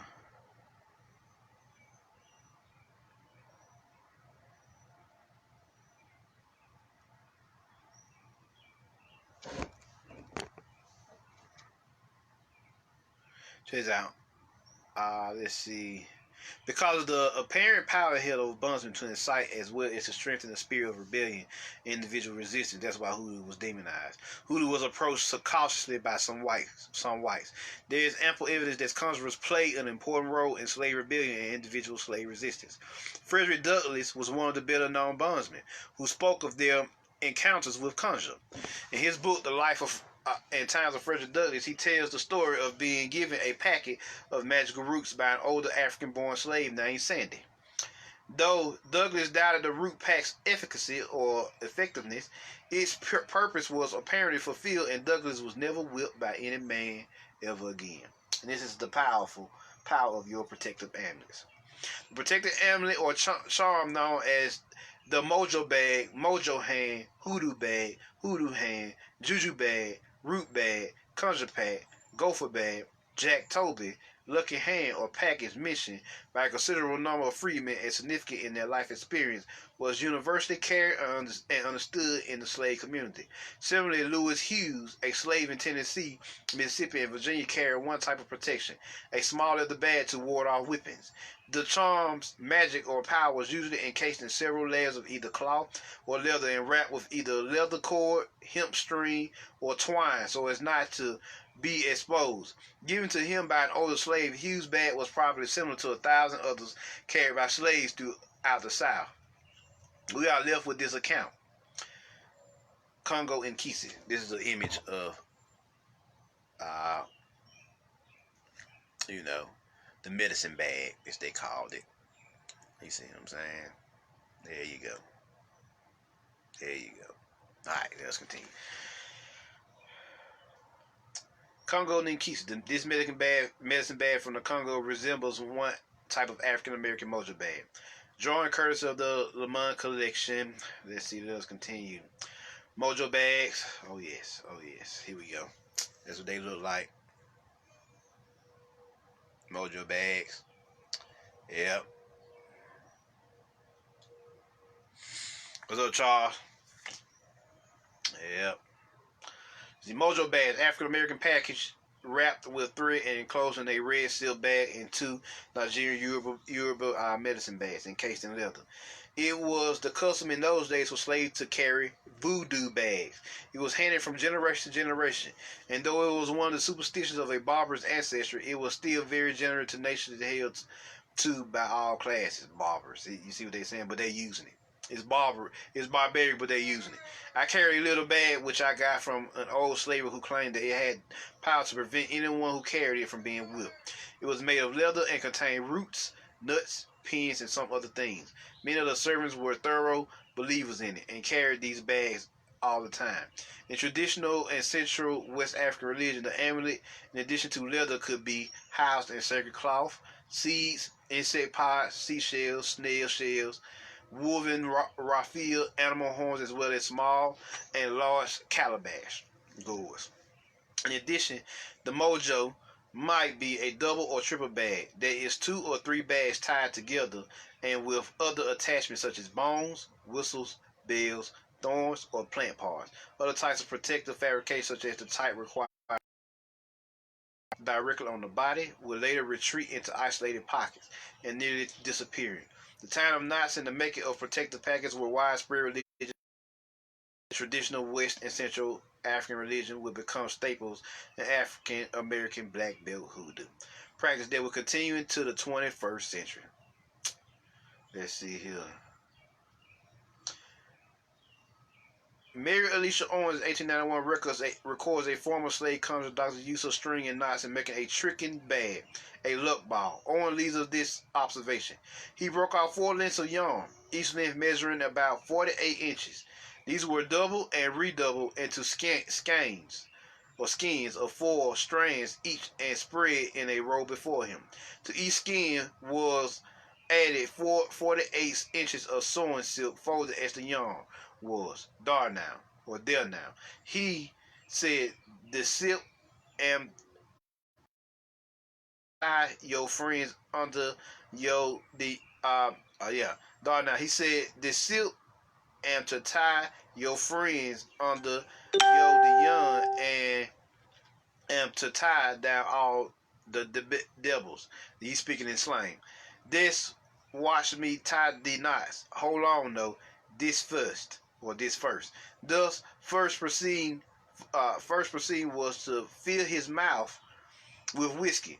Then ensued a most surprising gurgling and mumbling as he tied a knot near the end of the sky nearest him. As it was tightened, he spat about a teaspoon full of tobacco, perfume, saliva, and whiskey upon it.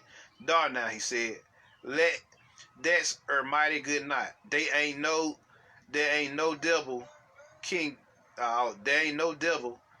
get through that. Okay, there ain't no devil can get through that. Gotcha, or devil can get through that. The most authentic tradition mojos were baptized in liquid spirits and tailored to the client's specific needs.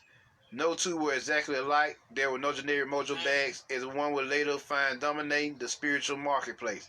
In the construction of protective mojo bag, for example, the conjurer root doctor would consult with the client to understand his daily schedule, where he was likely to be, where he was likely to need protection, and from whom or what. Then the specifics of location, schedule, and personality would be fabricated to the amulet using the principles of physical power, speed, and territoriality. Specific instructions for the care, maintenance, and spiritual interaction with the mojo accompanied the amulet and were given to the client.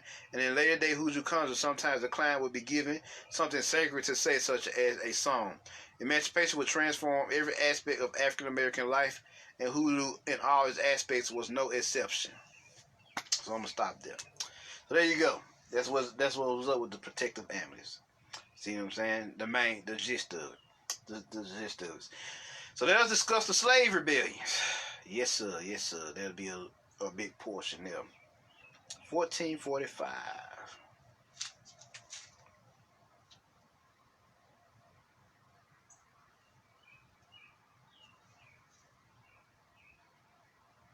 Here we go.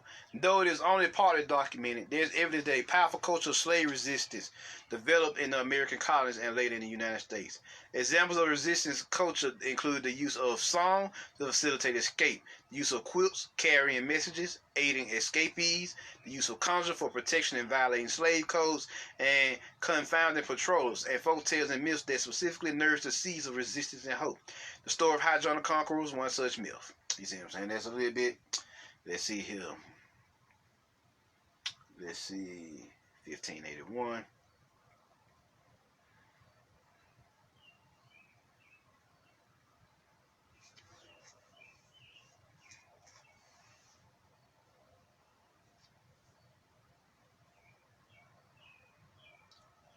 Let's see.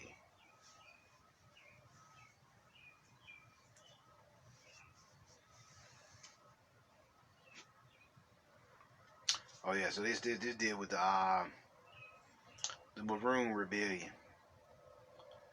that happened in Jalapa and Pueblo in Mexico and Veracruz. Yeah. Oh, my bad. This happened in Brazil. My bad. So that led to capoeira and all those things. So we'll skip those because those happen in other regions.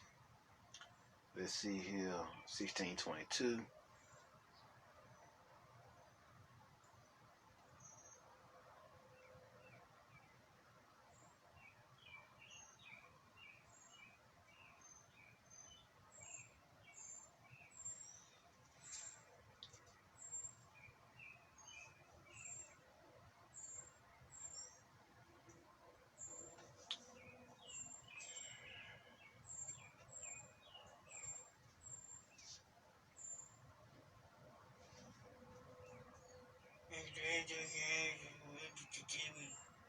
Okay.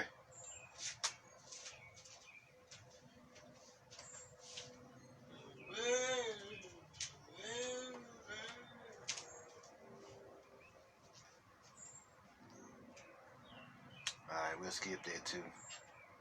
1753.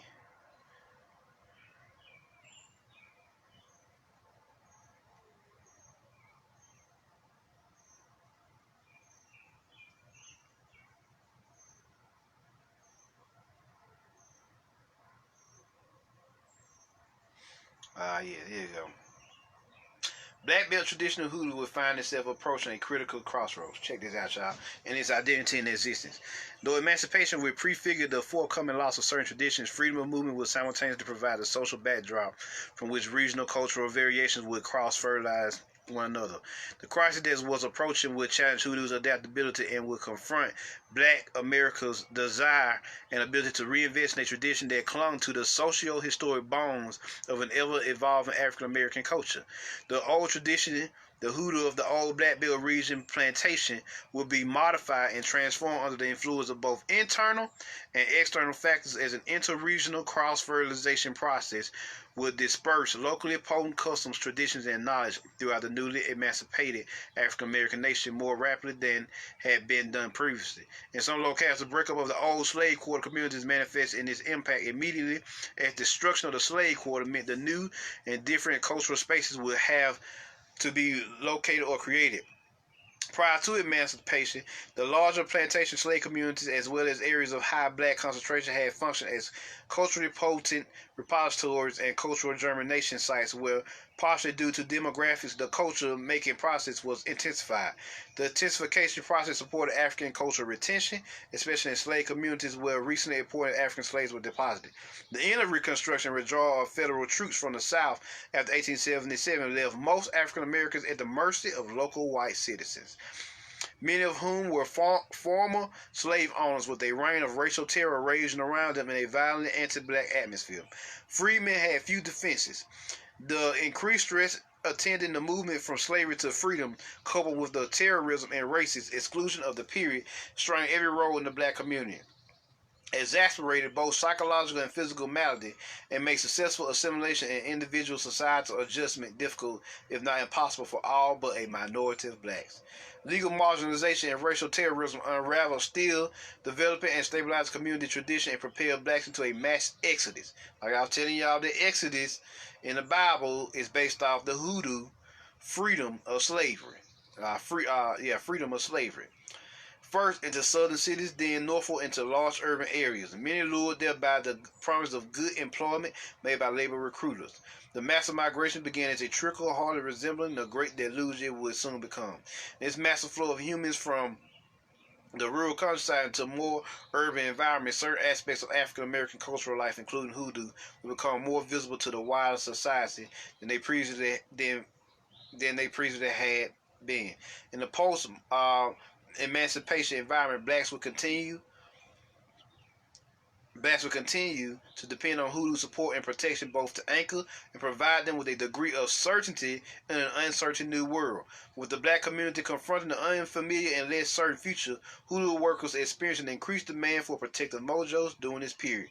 There was certainly an increase in the visibility and number of hoodoo practitioners in at least one southern hoodoo center, New Orleans. Before I continue, as you can see, the awakening happened. Once they got out of slavery, then everybody turned back to spirituality, which is happening now. Once the simulation stopped, everybody started turning back to spirituality. You see what I'm saying? Once this shit stopped for a little while, for a month or two, now everybody wondering what the fuck they gonna do with their lives. And so now since the Black church shut down, which was literally considered non-essential. So now they got to find other forms of spirituality. Some crazy motherfuckers actually paid to sit down and listen to webinar sermons. But most people, or listen to it on the radio, but most people said, wait a minute, if the Black church can shut down so easily during a crisis, then what the fuck we gonna do if the crisis amplifies? So now you got to find alternative forms of spirituality. Or should I say true forms of spirituality, because religion is an alternative form of spirituality that they use to control you. You see what I'm saying? Let's see. Hoodoo new visibility and presence will immediately stimulate mainstream popular artistic and scholarly interest that will continue into the 21st century. As July 9, 2007 issue Fortune magazine demonstrates when it asks on its cover, can Harvey Weinstein get his mojo back? In the American mainstream, the rapid commercial secularization of Hoodoo's sacred dance, the ring shot will give America the foundation for dances such as the Big Apple, a called counterclockwise circling dance with high arm gestures. The Eagle Rock, derived from the traditional African American dance play, known as the Buzzer Lope, and the Shout, a possession dance ritual, translated into a secular dance style. But more important, African American sacred dancing postures, gestures, and movement will influence all theatrical dance and will eventually dominate American urban popular dancing even more thoroughly than it had dominated some of the older plantation country dancing forms. You see what I'm saying? Said, continuing for more than 14 decades after the end of Reconstruction, Hoodoo's impact on American literature, though significant, was less intense than its influence on popular dance and music. The works of early writers such as Mark Twain, Charles W. Chestnut, William Faulkner, Du Bois, Hayward, as well as more recent ones like John Berendt and Toni Morrison are noteworthy here. In the adventures of Huckleberry Finn, Mark Twain's slave character Jim lives in a world inhabited by witches, haints, signs, herbal medicine, and magic. Through Jim, we get a glimpse of the governing principles and scope of conjure. Jim turns to the conjure tradition to interpret signs, cure rattlesnake bite, keep off the witches, ward off loss, and deflect negative occurrences and bad luck. He lives by the conjure code. What is the conjure code? Your ability as God to conjure the internal forces within you and manipulate the natural forces outside of you. That's what the conjure code is. And it informs much of his behavior and impacts upon those he encounters. Young and impressionable Huck Finn has absorbed many Hoodoo beliefs and practices from Jim in the same manner that many whites, through close association with African Americans, have learned certain practices. One such belief interpreted the presence of spiders as a good luck sign and clearly states that harming or killing one is destined to bring the worst kind of bad luck to whomever committed the offense. Huck informs us, pretty soon a spider went crawling up my shoulder, and I flipped it off, and it lit in the candle, and before I could budge, it was all shriveled up. I didn't need anybody to tell me that that was an awful bad sign and would fetch me some bad luck. So I was scared and most shook the clothes off me. I got up and turned around in my tracks 3 times and crossed my breast every time. And then I tied up a little lock of my hair with a thread to keep the witches away. But I had no confidence. You do that when you've lost a horseshoe that you found, instead of nailing it up over the door. But I hadn't ever heard anybody say it was any way to keep off bad luck when you've killed a spider. You see what I'm saying? Then they go into Aunt Nancy. You see what I'm saying? Here we go. Georgia residents were sightings of Aunt Nancy, the spider, were interpreted as an especially fortunate occurrence, portending good things to come. But killing Aunt Nancy made you highly vulnerable to bad luck and could doom you.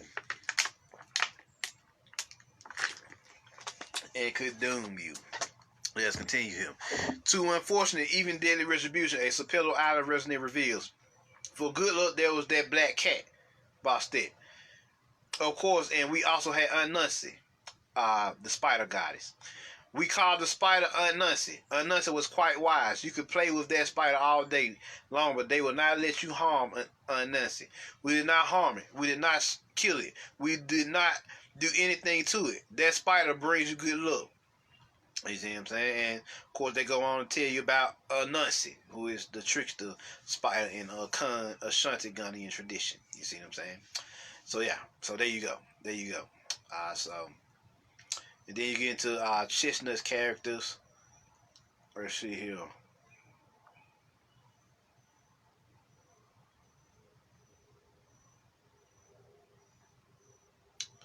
Let's see. I like what he said. A focal point in much of Chestnut's work, Conjure, as Hoodoo is called, acts as a bedrock principle in the lives of his black characters. Hoodoo or Conjure is the great equalizer in the face of white supremacy's terrorizing power. When events take an uncontrollable turn for the worse and circumstances seem insurmountable, Conjure is the next resort. Through Chestnut's character, we can see the post-Reconstruction world of black and a deep intertwining of Conjure in their daily lives.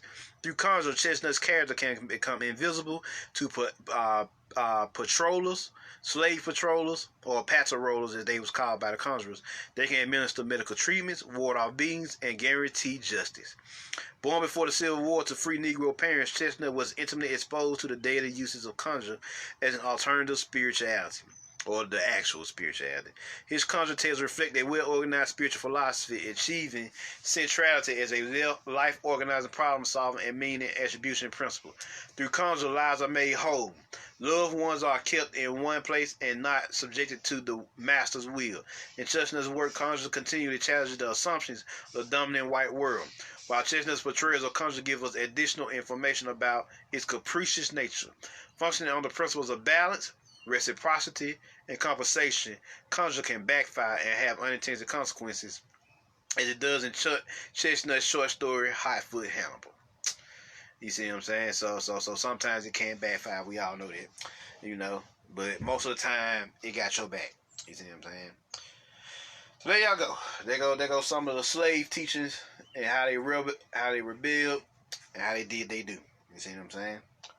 So now then, the last thing I want to talk to y'all about is what were the Hoodoo Conjurers capable of. Of course, I love this segment here because it shows you the power of your Hoodoo Conjurer. How much time I got left here? 35%. Alright, that's cool. That's cool. That's all we need. 1076. Let's see here.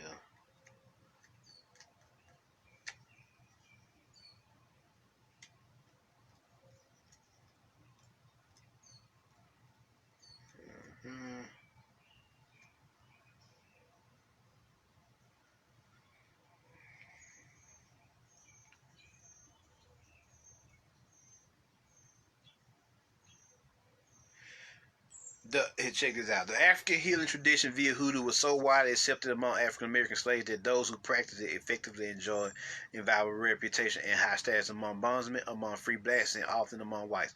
One such slave was named Caesar, who was given state emancipation by the South Carolina General Assembly and 100 pounds per year for the remainder of his life. Because of his ability to cure rattlesnake envenomation, as well as poisoning from ingestion of mercury, earned him great acclaim as well as his freedom. Caesar's snakebite cure could possibly have been derived from information and knowledge mutually shared by African and American indigenous communities. Certain with the large number of venomous snakes in Africa, Africans were familiar with natural treatments for snakebite in their homeland. So there you go. There's one. 1082. Okay, we got that. 1088. Let's see here.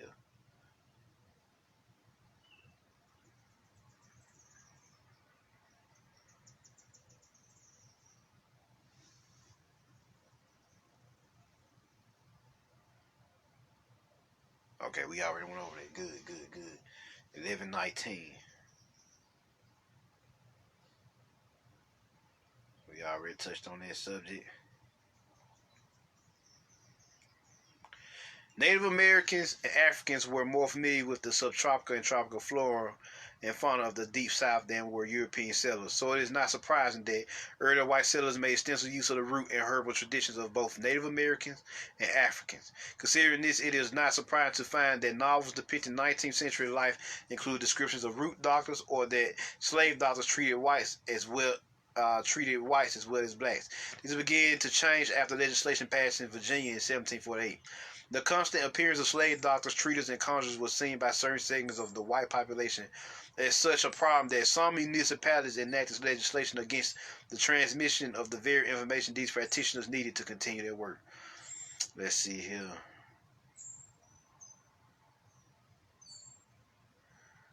This reaction against slave expertise in both healing and herbalism was at least in part from the field of slaves' knowledge of poison plants, but also from the field of power that root doctors, conjurers, and healers could wield over some bondsmen.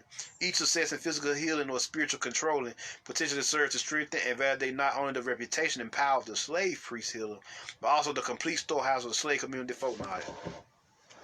Each visible success confirmed from the slave that his tradition-bound view of the world was both functional and correct in the face of what threatened to be an all-encompassing enslavement and oppression. Let's see here.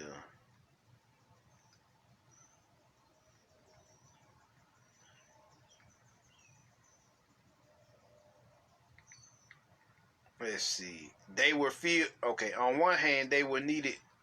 Let me start. Early American history, there was tension between the practice of prohibiting slaves from acquiring medicinal herb knowledge and the medical needs of the frontier and colonial communities. There was inconsistency in both the legal and the social treatment, so we had them motherfuckers confused on whether they wanted to shut it down or not. Social treatment of slaves with herbal knowledge and healing skills. On one hand, they were needed and utilized. On the other hand, they were feared and regarded with suspicion, and rightfully so, because slave owners in many parts of the New World lived in fear of being poisoned by their slaves. Though a slave will have to pay dearly for attempting a poisoning, there is ample evidence to justify the fears that whites held of being poisoned by a captive laborer. In their homeland, many of the Africans had mastered the knowledge of poisonous plants and substances for both medicinal purposes and dealing with enemies. Once in the Americas, they continued the practice throughout the 18th and 19th centuries, enabling the lore as well as the practice of poisoning to remain fairly well developed among bondsmen. Consider the following statement published in November 1749. The horrid practice of poisoning white people by the Negroes has lately become so common. So niggas got sick of fucking being enslaved and started poisoning their ass. There within a few days past, several executions have taken place in different parts of the country by burning, guillotine, hanging, and newspaper account from Charleston, South Carolina, dated October 30th, 1749, and found in the Pennsylvania Gazette leaves the following. Wednesday last, a Negro wench about 16 years old, slave to an apothecary in this town, was committed to gaol for poisoning a child of her master, about 11 months old, by putting arsenic or rat's bane several times into what it drank. The child continued in great misery till Thursday morning and then died. The wretches not only acknowledged the poisoning of this child, but also another of the same family about 15 months old sometime before. From Maryland, two similar reports. On Friday last, William Stratton, Negro Tony, the poison doctor, Negro Tony, the poison doctor, and Negro Jimmy were all executed at Port Tobacco in Charles County pursuant to their sentence for the poisoning. The late Mr. Chase and the bodies were all hung in chains the same day in different parts of the county. At the same time and on the same gallows were executed Negro Jack for attempting to poison Mr. Francis Clemens, his master. As emancipation ended slavery and dispelled the fears of such poisoning, the public discourse on the white concern with this practice diminished in magnitude and eventually vanished. Poisoning as a method of dealing with an enemy or exacting revenge will continue in the African American community. Will continue in the African American community. Its greatest adherents being emancipated slaves, their children, and their grandchildren. So there y'all go. So they just started poisoning these motherfuckers and wiping their asses out. You know. Shit. So there you go. Let's see where we at. That was 11:49. Let's go to 12:35. And we gonna wrap all this up soon.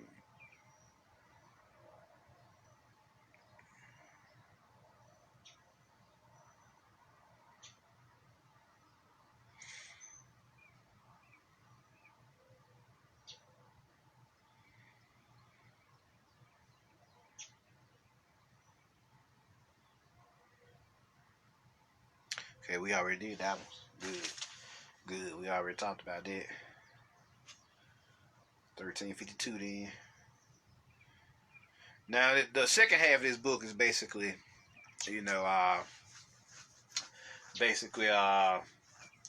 what happened, the decline, everybody went to Islam and fought the Black Revolution. It came back a little bit, of course, during the awakening. Of course, it was going to come back, but it still ain't never been as strong as it has been in this period. So that's why I'm mainly focusing on this period as versus the later generations.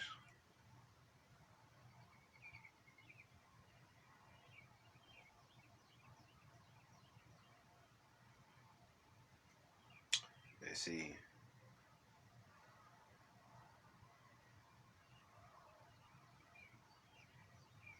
They said the very uses of hoodoo religion or conjure in the slave community range from healing to injury, from attracting a spouse to protecting oneself or loved one. The development of maintenance of hoodoo rituals and practices were influenced by the total spiritual backdrop of slavery.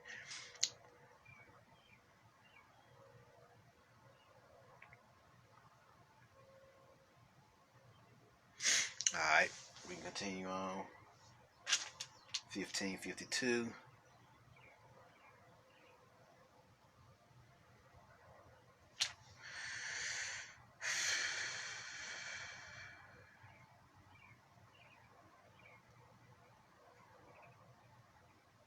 Okay, it's the High John chapter, so we good there. 2069.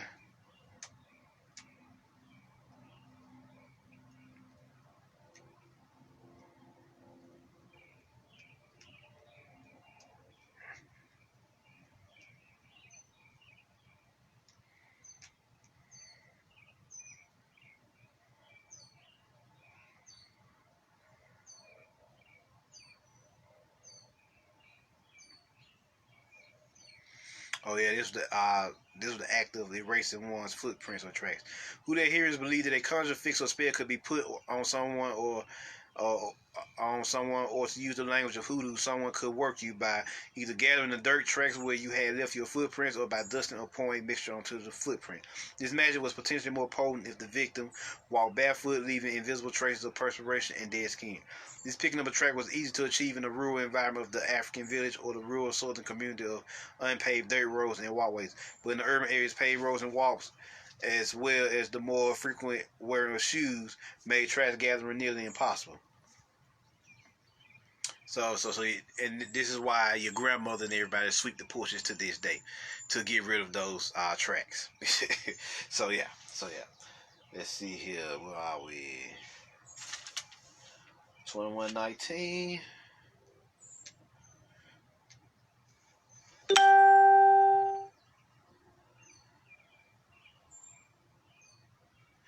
And this is Aunt Memory. Aunt Memory carried a broom with her to wipe out her tracks, thus assuring her immunity from footprint conjure. She may well have been a conjure woman herself. She was observed washing away and neutralizing suspicious marks at street corners, the sites of the crossroads, a sacred location in hoodoo. So street corners were the site of the crossroads. Peak game. So the crossroads. Papa Legba, I think, is the reaching deeds that deals with the crossroads, if I'm not mistaken. What was it about track gathering that people feared? It was common knowledge among many old African Americans that the soul rests in the palms of the hands and the soles of the feet. Rubbing the palms together could activate or stir up the soul's special power. The belief in the palms of the hands and soles of the feet as conductors of the soul's unique power was further manifested in a variety of hoodoo signs associated with the body parts. One of the most dreaded uses of the gather track, other than causing death, was the walking foot. A charm made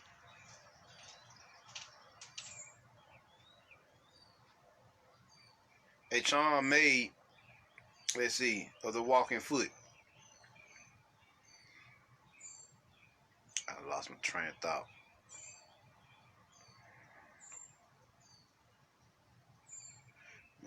Track.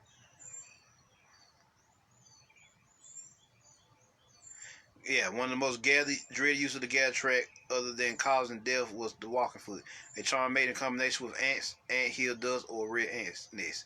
Another greatly feared use of the gather track was in combination with running or flowing water, as in a stream or river. Both ritual charms were designed to compel the target to leave and go elsewhere, but certain manipulation of the footprint can cause a restlessness in which the victim was compelled to walk backward, and other strange patterns at unusual and dangerous times, such as out in a rainstorm at midnight. So there y'all go. 2175.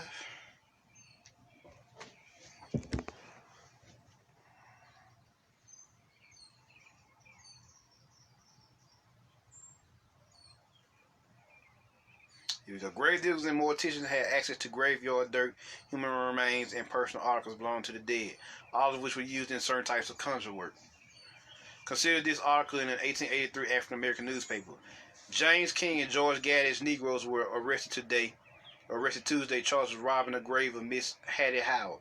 They confessed the crime, informing the officers that they stole the body for the purpose of securing the bones of the arm, which they use in their profession of conjurers. In addition to an underground network of supplies, a well-connected, reputable conjurer, Hoodoo, or two-head man or woman inherited the conjurer's oral textbook and practical experience through apprenticeship, which y'all know. So yeah, there y'all go. 3108.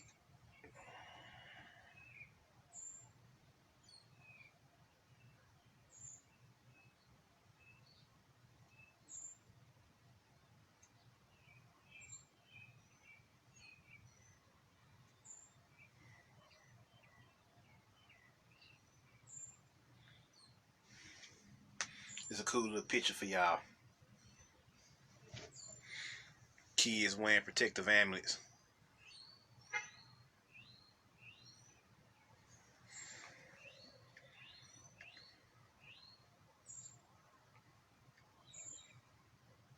So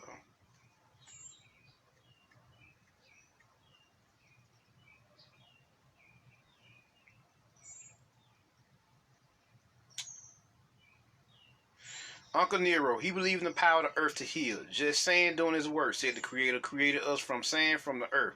So the earth was special. It had special healing properties. Uncle Nero said he would dig a hole straight down and he would put Ophelia in there. And he straightened out Ophelia's legs and he packed sand around them. And that sand would keep her legs straight. He would keep packing sand around her just up to a certain point that was high enough, but not up to her head. So there wasn't going to be any danger to Ophelia. She wasn't going to suffocate or anything. Ophelia would just be in a hole in a standing position for 3 days and 3 nights. So there y'all go. There y'all go. The power of hoodoo conjuring. There y'all go. Just to show y'all. I ain't going to take many questions here. I ain't going to take no questions at all. But just to show y'all the gift of hoodoo conjuring. So there y'all go. Black belt hoodoo, baby. Peace.